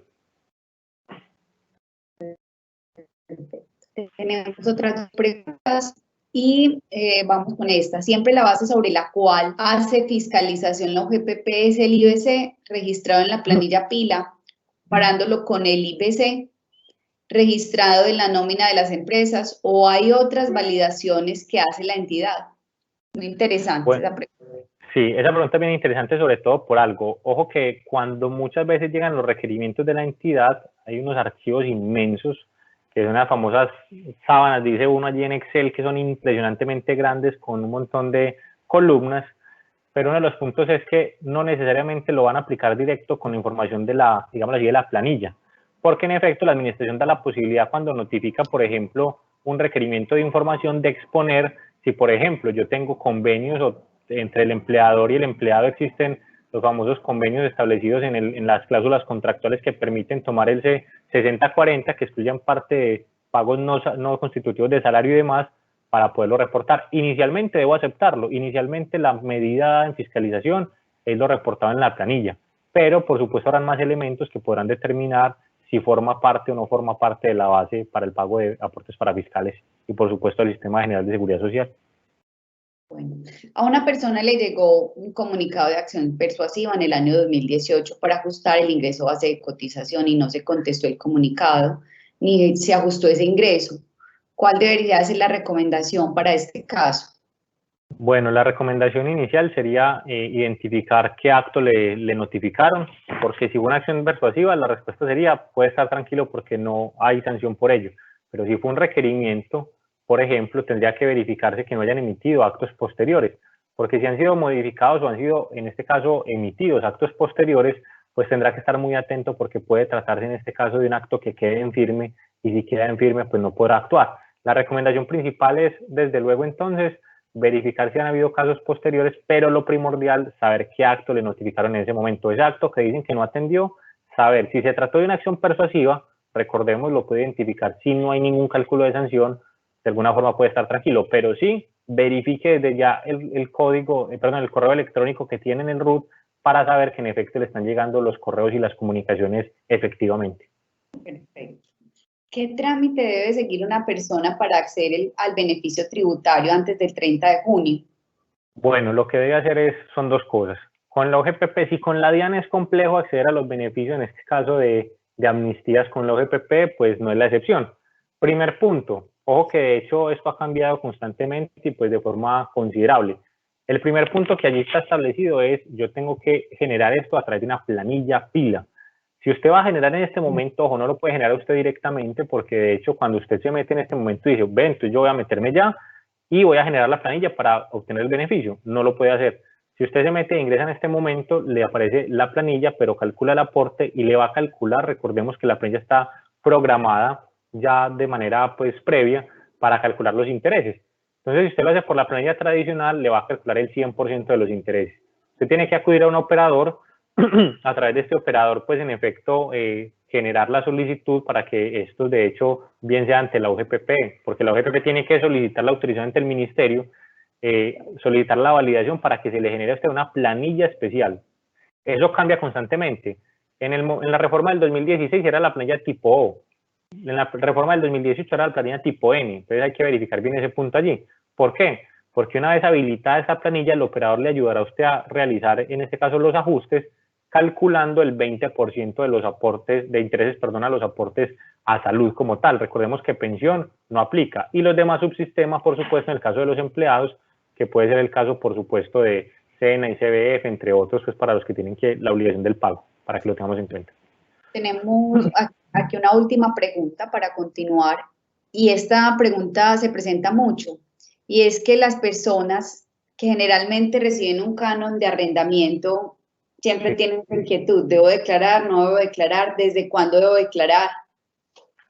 Yo recuerdo mucho una afirmación que hacía alguien alguna ocasión y decía, hombre, es que ni más faltaba uno estarle haciendo, pues, pagarle salud a la casa, algo así, de una forma, pues, muy concreta de decirlo. Les cuento, en realidad hay dos posturas al respecto, y eso mismo va para los que perciben arrendamiento, los que perciben ingresos o rendimientos financieros, dividendos, entre otros. Hablemos en términos generales del rentista de capital, que el rentista de capital es en parte quien recibe también arrendamientos. ¿Qué sucede? A hoy no existe una norma que establezca de manera directa que el rentista de capital está obligado a hacer aportes. Entonces mucha gente dice, no, ¿cómo que no? Ahí está en la ley. Si usted revisa la ley, lo que habla es de un trabajador independiente por cuenta propia. Tanto en la ley del 2015 que decíamos, como en la actual, que es el plan de desarrollo. Ojo, dato no menor, los dos últimos antecedentes normativos han sido declarados inconstitucionales por parte de la Corte Constitucional, por vulnerar principios constitucionales en materia tributaria, razón por la cual es un antecedente que lo tengan en cuenta, que de hecho yo desde ya estoy discutiendo con los procesos activos, porque no tiene razón de ser, y también le dejo una idea al juez de cómo es posible que la entidad que me está requiriendo aportes esté efectuándolos con base en dos normas que hoy en día han sido declaradas inconstitucionales, para que lo tengamos en cuenta. Pero más allá de todo esto, para que sepamos desde ahí, por supuesto, tanto cómo actuar, como también pues cuál será la forma idónea. El rentista de capital, como existe ese vacío normativo, recordemos que en materia tributaria se exigen 5 elementos para cobrar un tributo. Las contribuciones al sistema son tributos, recordemos que hacen parte del tributo, y desde allí se requiere un sujeto activo, un sujeto pasivo, un hecho generador, una base gravable y una tarifa. Y aquí la duda está planteada respecto al sujeto pasivo. El rentista de capital no está expresamente consagrado en la ley como un sujeto pasivo de la obligación, y desde allí entonces ya se ha dicho mucho, de hecho con doctrina y demás, que hoy en día no está tan claro el hecho de cobrar aportes del sistema a los rentistas de capital. De hecho, aprovecho la oportunidad, por supuesto, para comentarles. Ha sido una iniciativa de la Universidad de Medellín, la Universidad de Envigado y la Universidad Autónoma que hemos venido acompañando. De hecho, ustedes de pronto recordarán con el doctor Wilmar González un proyecto de ley ante el Congreso de la República con la finalidad pues, de regular un poco más la materia en el caso del rentista. Hoy, ¿cómo está el rentista de capital? Desde la ley no está claro de que sea sujeto pasivo. Sin embargo, ténganlo muy en cuenta allí esta norma para que la apunte. Hay una ley que es la ley 1438 de 2011. En el artículo 33 de esa norma me dice que existe una presunción de capacidad económica. Daniel, ¿cómo así que una presunción de capacidad económica? Pues dice, mire, no le habla del rentista de capital, no, sino que le dice, mire, si usted es persona natural y usted es declarante del impuesto de renta, por ejemplo, usted se presume con capacidad de pago y en virtud de esa capacidad de pago, pues usted está obligado a afiliarse al sistema. Como usted está obligado a afiliarse, el problema allí radica en que, listo, yo estoy afiliado, pero yo estoy afiliado incluso desde un salario mínimo. Entonces, un rentista de capital hoy, jurídicamente y desde el punto de vista legal, tiene defensa jurídica si hace aportes por lo menos por un salario mínimo. Lo que pasa es que la ley dice estar afiliado, no me dice sobre qué base y desde allí es entonces la discusión que se genera. Razón por la cual entonces el tratamiento con el rentista está a hoy, que por lo menos con un salario mínimo tiene forma de discutir el nivel de ingreso. Daniel, ¿y si es más? Pues de eso son las dos posturas que les digo. Si usted quiere atender a lo que está dispuesto en la ley y así les toque o nos cueste defendernos jurídicamente, pues puede hacer aportes sobre un salario mínimo por concepto de rentas de capital. O dos, pues ya, si usted no quiere tener inconvenientes, pero ojo, no es lo que dice la ley, lo que dice el OGPP, pues haga aportes sobre el 40% de todos los ingresos. Y ojo, eso no lo dice la ley, pero así la OGPP no lo va a requerir y claro está, no lo ha de requerir porque pues ella le interesa que usted haga aportes y usted estaría haciendo aportes por más de lo que en realidad le correspondería. De acuerdo. Daniel, en ese sentido, un rentista de capital puede tener costos y gastos o una persona natural dependiente. ¿La UGPP es competente para desconocer esos costos y esos gastos? Bueno, allí entonces vienen dos cosas. Primero, el rentista de capital tiene derecho a costo presunto, pero no todo el rentista. Por ejemplo, el que percibe arrendamientos, dice expresamente la tabla, que yo creo que todavía está en pantalla, déjenme yo miro, creo que sí, sí, del 27,5% que le da en la parte inferior. Es decir, el de arrendamientos, pero el que percibe dividendos, por ejemplo, el que percibe dividendos no tiene derecho a costos presuntos. ¿Qué sucede? El tema de costos presuntos tiene de largo y de ancho mucho, porque si usted revisa la norma, lo que dice es que aplica para trabajadores independientes por cuenta propia y trabajadores independientes con contrato diferente al de prestación de servicios. Entonces allí está un vacío normativo bien grande porque en ese orden de ideas el abogado, el contador, el ingeniero, el médico, pues no tendría derecho a estos costos presuntos, según ese postulado, porque es la prestación de un servicio indiscutiblemente. Entonces ya mucha gente ha dicho, mire, ¿es posible? ¿No es posible? Allí hay una duda muy grande porque como está la ley, se entendería que no podría acceder. Mucha gente, de hecho, hoy lo está aplicando, pero bajo el riesgo de que la entidad el día de mañana me diga, mire, no era procedente el costo presunto. Ahora bien, respecto a la pregunta que me haces allí, si es o no, en este caso, competente, no existe una ley en el ordenamiento jurídico, o no existe una ley que le establezca la competencia a la OGPP de desconocer costos y gastos. Si yo consulto el artículo 684 del Estatuto Tributario, me define las facultades de la DIAN, ojo, de la Dirección de Impuestos y Aduanas Nacionales, no de la OGPP. Y allí me establece discutir la exactitud o inexactitud de las declaraciones. Esa competencia es exclusiva de la DIAN, no de la OGPP. Razón por la cual, pues la OGPP, ojo, no es competente para desconocerlo. Lo ha venido haciendo, sí. Al final del día lo que toca hacer es discutirlo ante un juez y sustentarle al juez por qué no es competente la entidad. ¿En qué momento se finaliza, Daniel, en tu experiencia, la discusión con la OGPP? Bueno, en primera medida, digámoslo así, la discusión puede terminar de varias formas. De hecho, como les planteaba ahora, una de las formas de acabarla, o por lo menos, al menos ante ella, es agotando todo el procedimiento tributario, que como les decíamos, inicia con el requerimiento hasta la última resolución. De hecho, yo me fijo por acá, si los comparto nuevamente allí. Miren esto. Desde el requerimiento para declarar y o corregir, estamos hablando que serían más o menos 2 años y 4 meses, porque me notifican este acto, yo tengo 3 meses para dar respuesta, la entidad tendrá 6 meses para emitir la liquidación oficial, van 9 meses, a partir de la notificación de esta liquidación oficial, pues yo tengo 2 meses para interponer el recurso de reconsideración, y la entidad 1 mes para emitir el auto admisorio, es decir, decirme, mire, le admito el acto.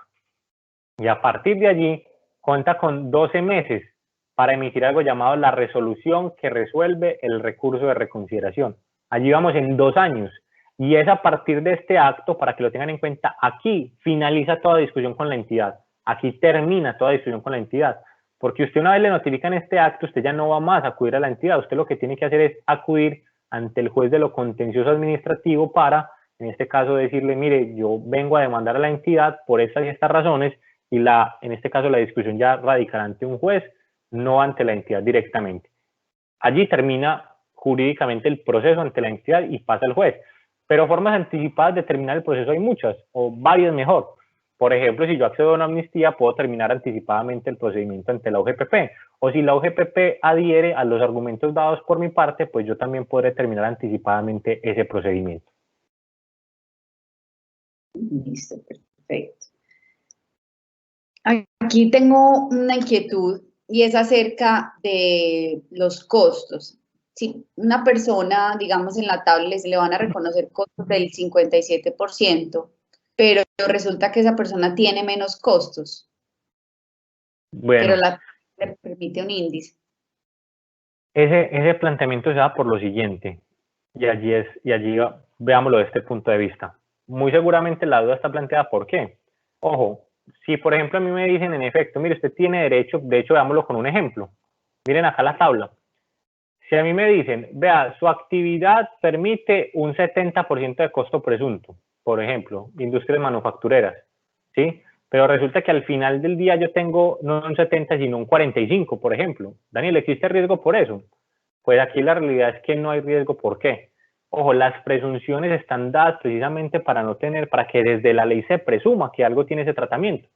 Este tratamiento está dado y la ley dice, mire, usted puede tener costos presuntos diferentes a los establecidos en esta tabla siempre y cuando pueda soportar esos costos conforme a lo que dice el artículo 107 del estatuto. Recordemos, necesidad, proporcionalidad y relación de causalidad entre el ingreso y el costo. Eso es lo necesario o lo que se requiere por lo menos para la procedencia del mismo. Sin embargo, cuando el costo es inferior, ojo, no hay por qué temer, porque precisamente Estado es para que la presunción supla como tal este costo y de alguna manera hacia arriba, si usted tiene costos superiores a lo que dice la tabla, usted tiene que soportarlos, pero si está por debajo, la presunción está es por eso precisamente, para que desde la ley se entienda que esos son los costos. Ah, de acuerdo. Entonces, ¿qué piensas acerca de la seguridad jurídica que tenemos los trabajadores independientes frente a la UGPP? Definitivamente es nula, Gloria, definitivamente es nula. Como lo dije en un inicio, tenemos básicamente 4 normas en 10 años que regulan hechos diferentes. Estamos a la espera de una nueva ley, Ley 1122 de 2007, Ley 1735 de 2015, Ley 1955 de 2019, y estamos a la espera de una más. Definitivamente no hay seguridad jurídica, porque hay seguridad jurídica cuando yo conozco el tratamiento aplicable, digámoslo así, en materia normativa a un caso específico, ejemplo, aportes, y lo cierto del caso es que hoy en día no hay seguridad jurídica. ¿Por qué? Porque el rentista de capital no está tan claro que tenga que hacer aportes, eso no hay seguridad jurídica. Seguridad jurídica es tener claros los conceptos y los elementos de los tributos, y aquí no lo tenemos definitivamente. No hay seguridad jurídica para el trabajador independiente. Supremamente importante eso, porque no contamos con esa seguridad jurídica. Es muy bueno que, pues ya como para ir cerrando la charla, al final nos cuentes acerca del tratamiento legislativo y el proyecto de ley que estás apoyando para apoyarnos a todos en ese tema de seguridad jurídica. Antes que nada quisiera preguntarte si existen posibilidades de que en la próxima reforma se generen amnistías. ¿Tú qué piensas de esto? Bueno, hay grandes posibilidades. Definitivamente nos ha llegado, digamos, la información de que es muy seguro, muy probable de que lleguen beneficios, ojo, no solamente con la OGPP, también con la DIAN, y viene una amnistía importante. Bueno. Con toda seguridad ustedes me dirán, Daniel, pero yo me leí ya todo el proyecto de ley de reforma tributaria que presentaron, que ya recordemos fue retirado, y en ninguna parte de ese proyecto decía amnistías. Estamos de acuerdo. Es que era el proyecto inicial, recordemos que esto hace parte de todo el trámite legislativo, y al final del día, cuando el proyecto de ley pasa a sanción presidencial, entra a un cuarto oscuro que nadie sabe qué pasa, pero salen las amnistías, ¿cierto? Y posiblemente llegue, en este caso, como les digo, amnistías importantes. El gobierno nacional definitivamente necesita recaudo. Por supuesto se suspendió este trámite, pero pues la reforma tributaria ha de salir por lo menos a diciembre. Y desde allí pues sabe que una de las fuentes de obtener recaudo, sí, aumentando tarifas, reduciendo beneficios o incluso ampliando las bases fiscales, pero también otro es a través de las amnistías, porque tiene en cuenta algo. Yo me voy a ir en una discusión con un contribuyente 10 años, 8 a 10 años. Puedo más bien que termine ya, no me desgasto yo y de todas maneras obtengo el recaudo al final del día, por lo menos del impuesto o del aporte. Entonces, sí hay una posibilidad latente allí para generar ese beneficio. Respecto al tema del proyecto de ley, yo quiero incluso, si me lo permiten, en un tiempo corto, exponerles aquí algo, que era el escenario que les planteaba ahorita, como de cuáles serían los casos, porque de alguna u otra forma uno entiende que estos criterios, exponerlos y explicarlos así, resulta complejo. Entonces quise como aterrizarlos a un caso concreto, porque mucha gente me dice, Daniel, ¿es más beneficioso el costo presunto o es más beneficioso tener como tal, pues en este caso, el costo común y corriente? La respuesta es depende. Depende si usted tiene soporte de todo o no lo tiene, porque recordemos que la norma me permite tener costos superiores, si eso sí, los tengo en este caso sustentados. Vamos con este rentista de capital, por ejemplo. Usted me dirá, Daniel, pero ¿cómo que el rentista? Si el rentista no decíamos, pues que tiene la duda. Sí, pero vámonos con este rentista partiendo de los supuestos que establece la ley. En este caso, el costo presunto directamente. Este rentista de capital tiene, por ejemplo, ingresos por 6 millones de pesos, costos y gastos debidamente soportados por 800.000 pesos, pero no tiene costos y gastos soportados por 1.200.000. Es decir, en realidad su ingreso neto, luego de restar los costos y gastos procedentes, sería de 5.200.000. Daniel, ¿por qué? Porque recordemos que el 1.200.000 no sería procedente porque no está soportado. Esto bajo el modelo tradicional, para que lo tengan en cuenta, porque después me van a decir, Daniel, pero ¿cómo así? ¿No acabaste de decir que si tenía los costos por debajo? No, esto es bajo el modelo tradicional, olvidémonos en este caso del presunto. Bajo el modelo tradicional serían 5.200.000 de ingreso neto. Yo a eso le aplico el 40%. Ojo, recordemos que esto es para efecto de hacer el ejercicio, porque ya les mencionaba lo que opinaba respecto al rentista. Eso me da 2.080.000 pesos. Esa sería la base o el IBC. ¿Cómo debo aplicar yo el costo presunto? Recordemos, tengo el ingreso total, en este caso le aplico el costo presunto y al resultado le aplico el 40%, que es lo que vamos a ver a continuación. ¿Cuál sería un supuesto, en este caso, bajo costo presunto? En lugar de 5.200.000, lo que tendríamos es 1.650.000, que sería título de costo presunto, los cuales lo que hago es que tomo los 6 millones, le resto 1.650.000 y eso me da un ingreso neto de 4.350.000 pesos. Y a eso le saco el 40%, miren que me da 1.740.000. Es decir, en este escenario son 2.080.000, en este son 1.740.000, para que lo tengan en cuenta. En ese caso, ¿qué conviene más? Definitivamente convendrá más el costo presunto. Pero miren este otro escenario. En este caso se tienen ingresos por 7 millones y costos y gastos debidamente soportados por 3 millones. En este caso, el ingreso neto es de 4 y el 40% es 1.600.000 pesos, bajo el modelo tradicional. Bajo el modelo del costo presunto, lo que yo hago es que saco el 25,5% de los 7 millones, eso me da 1.925.000 y eso se lo resto a esos 7 millones, lo que me da, pues en este caso, un resultado de 5.075.000 pesos y un IBC, o el 40% de ese valor, que son 2.030.000. En este caso, ¿qué conviene más? Por ejemplo, conviene más no el costo presunto, sino el sistema tradicional, para que lo tengan en cuenta. Al final del día, como les digo, estos son diversos ejemplos. Esto también se los establezco allí con el caso particular del comerciante, por ejemplo, pero les voy a hablar de este último caso, que son las rentas mixtas. ¿Qué son las rentas mixtas? Mira, es que puede tener esta persona ingresos como comerciante y puede tener ingresos como rentista de capital. ¿Cuál es más beneficioso? Reitero, aquí depende si tiene todo soportado o no. Pero vamos a ver, esta persona, por ejemplo, tiene rentas de capital bajo el modelo tradicional, 13 millones de pesos. Costos y gastos debidamente soportados por las rentas de capital, 11.500.000, por ejemplo, allí. El ingreso neto en este caso sin previsión de costos es de 1.500.000 pesos, por ejemplo, para que lo vayamos teniendo en este caso en consideración, por supuesto. Esto respecto al tema de la renta de capital. Pero resulta que también esta persona puede obtener un ingreso neto proveniente de tomar el costo presunto. Recordemos que el costo presunto se ubica en el 27,5%. Entonces, si él toma el 27,5% de esos 13 millones, le va a generar un ingreso neto, es decir, ya la operación dada, de 9.425.000. Miren que en este caso es menos favorable por el costo presunto. Pero también tiene ingresos como comerciante por 12 millones de pesos, miren acá, por 18 millones de pesos, perdón. Costos y gastos debidamente soportados por 12 millones, es decir, un ingreso neto de 6 millones. Pero si le aplica el costo presunto, o sea, no acudimos al sistema tradicional, sino el costo presunto, el ingreso neto sería de 4.338.000 pesos. Conclusión, si nos vamos a tomar las bases fiscales o el IBC en este caso bajo el modelo tradicional, es decir, la suma del 1.500.000 más los 6 millones, eso me dará un ingreso neto un ingreso neto susceptible de una base de un IBC de 7.500.000.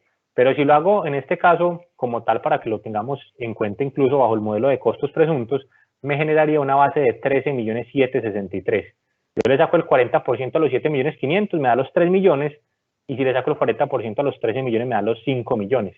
Al final del día, entonces, la reflexión está dada, y por supuesto quería poner de presente estos casos, porque desde luego dependerá de cada caso concreto. Como les decía, si la persona tiene debidamente soportados pues cada uno de estos ítems, pues al final del día esta será la recomendación que definitivamente los genere por el modelo tradicional, pero si definitivamente de acuerdo a la solicitud que tiene y de acuerdo al sistema de costos que tiene, no tiene un buen soporte de los mismos, pues la recomendación será definitivamente que se adhiera al sistema de costos presuntos.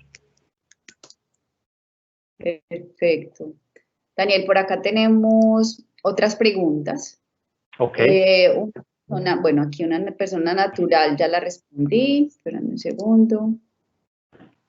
Una persona natural que presta servicios de mantenimiento a vehículos y su cuenta de cobro relaciona materiales y mano de obra, ¿cómo calcula el valor a pagar en la seguridad social? Una persona que presta servicios, perdón. De mantenimiento de vehículos. Y en la cuenta de cobro él relaciona los materiales de obra, los materiales de la obra y su obra. ¿Cómo calcularía el valor a pagar en seguridad social? Ahí estarían los costos presuntos de esa actividad. Entonces ahí vienen dos puntos importantes, que de hecho lastimosamente la OGPP pues de alguna u otra forma ha malinterpretado la intención que se tiene realmente con el tema de costo presunto. Porque en realidad si esa persona, por ejemplo, que presta un servicio, que en inicio pues entenderíamos es un servicio como tal lo que está ofreciendo allí, pues ojo, no estaría catalogado dentro del sistema inicial por lo menos establecido en la ley para la aplicación de costos presuntos, que de hecho esa es la inquietud que se ha planteado por parte, se le ha planteado a la entidad.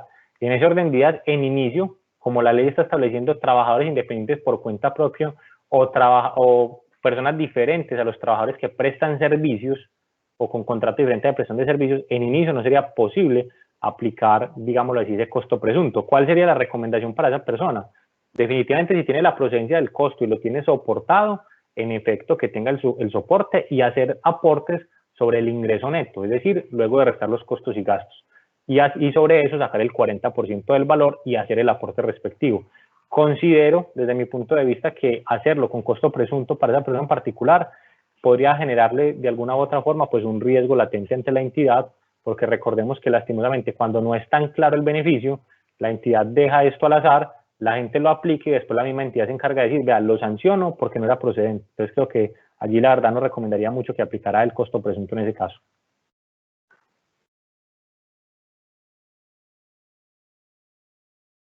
¿Sí?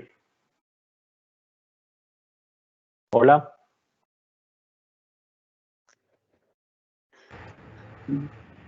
Creo que se le fue allí de pronto la señal a Gloria. Sí, ya. Te veo a ti. Sí. Acá hay otra pregunta, Daniel, muchas gracias. Si la OGPP requiere a un independiente comerciante por el año 2016 y está declarando, ya está firme para la DIAN, puede que la OGPP desconocer costos y gastos al no responder el requerimiento y sancionarlo con los ingresos. Entonces esta persona dice, no es pues una entidad que se respalda con la información de la DIAN. ¿Qué pasaría en ese caso? Exactamente, allí mi recomendación sería ¿cuál?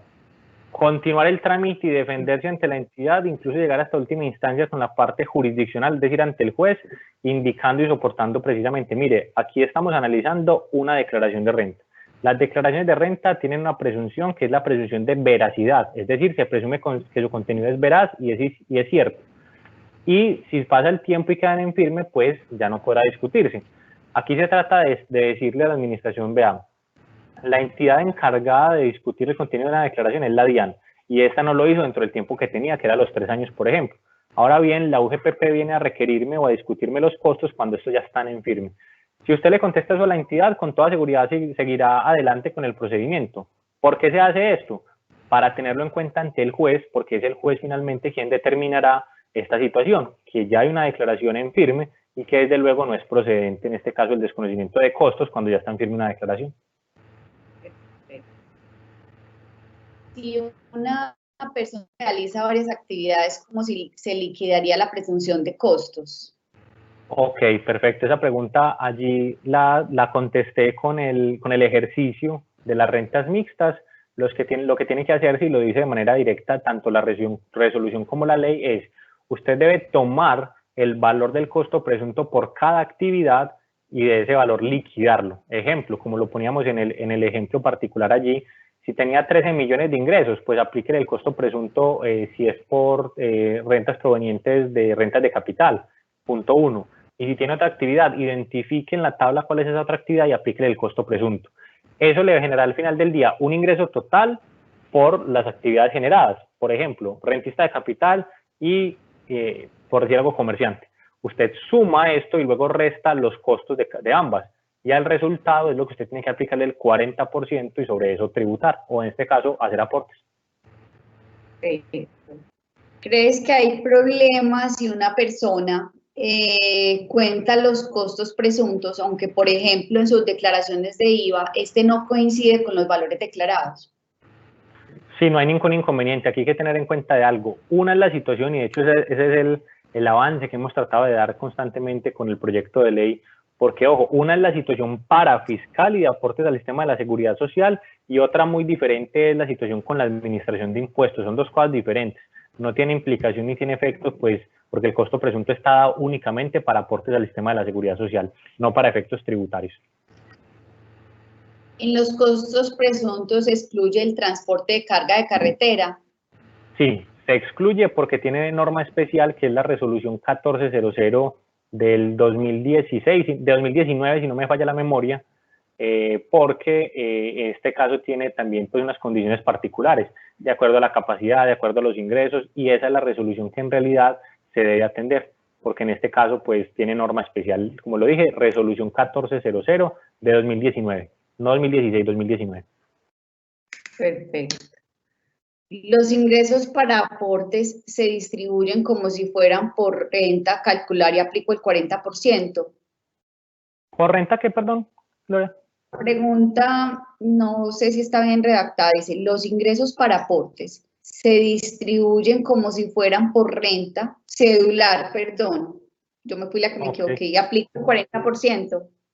Bueno, ahí también, digámoslo, en materia parafiscal está de forma más genérica, no tan establecido como las cédulas como tal, pero hay que tener en cuenta algo. Si se perciben como independiente, pues ya sabemos lo que debemos hacer, porque en este caso el trabajador independiente que presta servicios casi que tiene una restricción con el tema de costos presuntos, pero allí particularmente lo que habría que hacer es identificar cada ingreso y conforme a cada ingreso, pues aportar.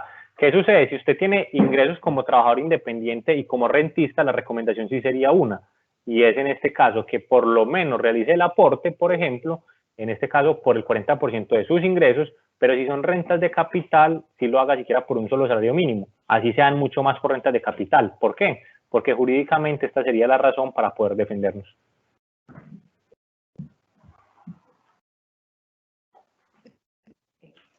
Daniel, bueno, muchas gracias. No sé qué recomendación tengas para nuestros contadores, para nuestros afiliados, para el Club de Contadores en materia de UGPP.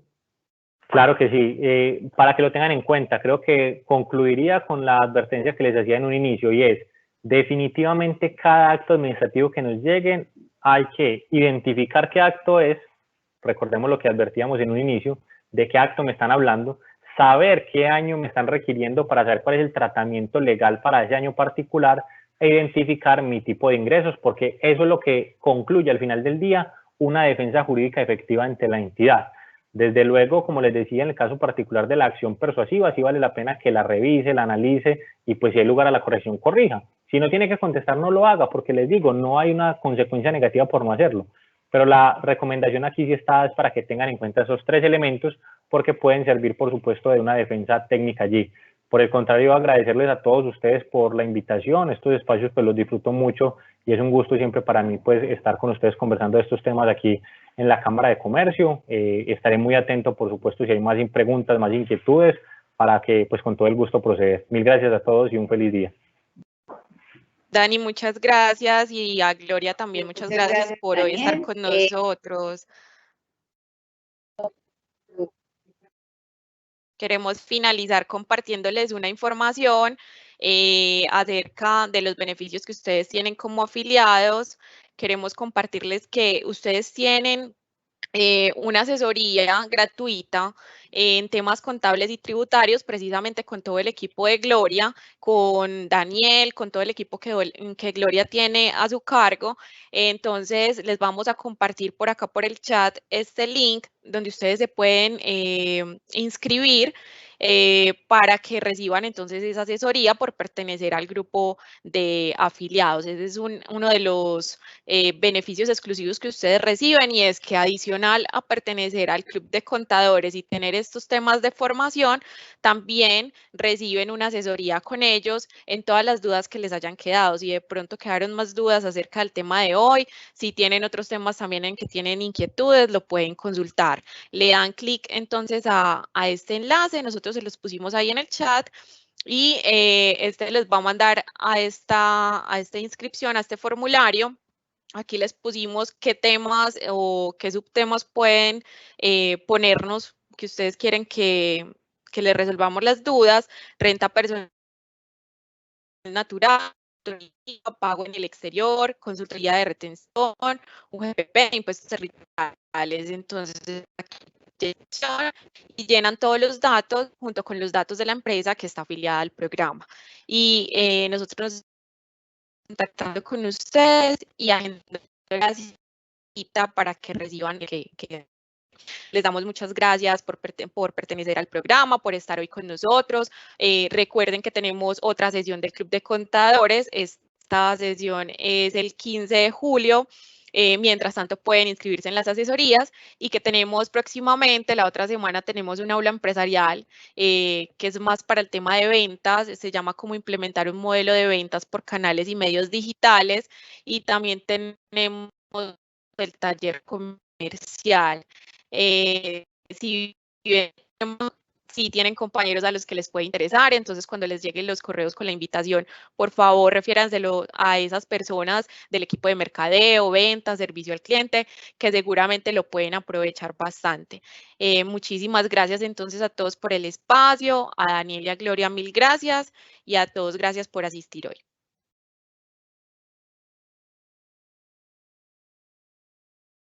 Muchas gracias.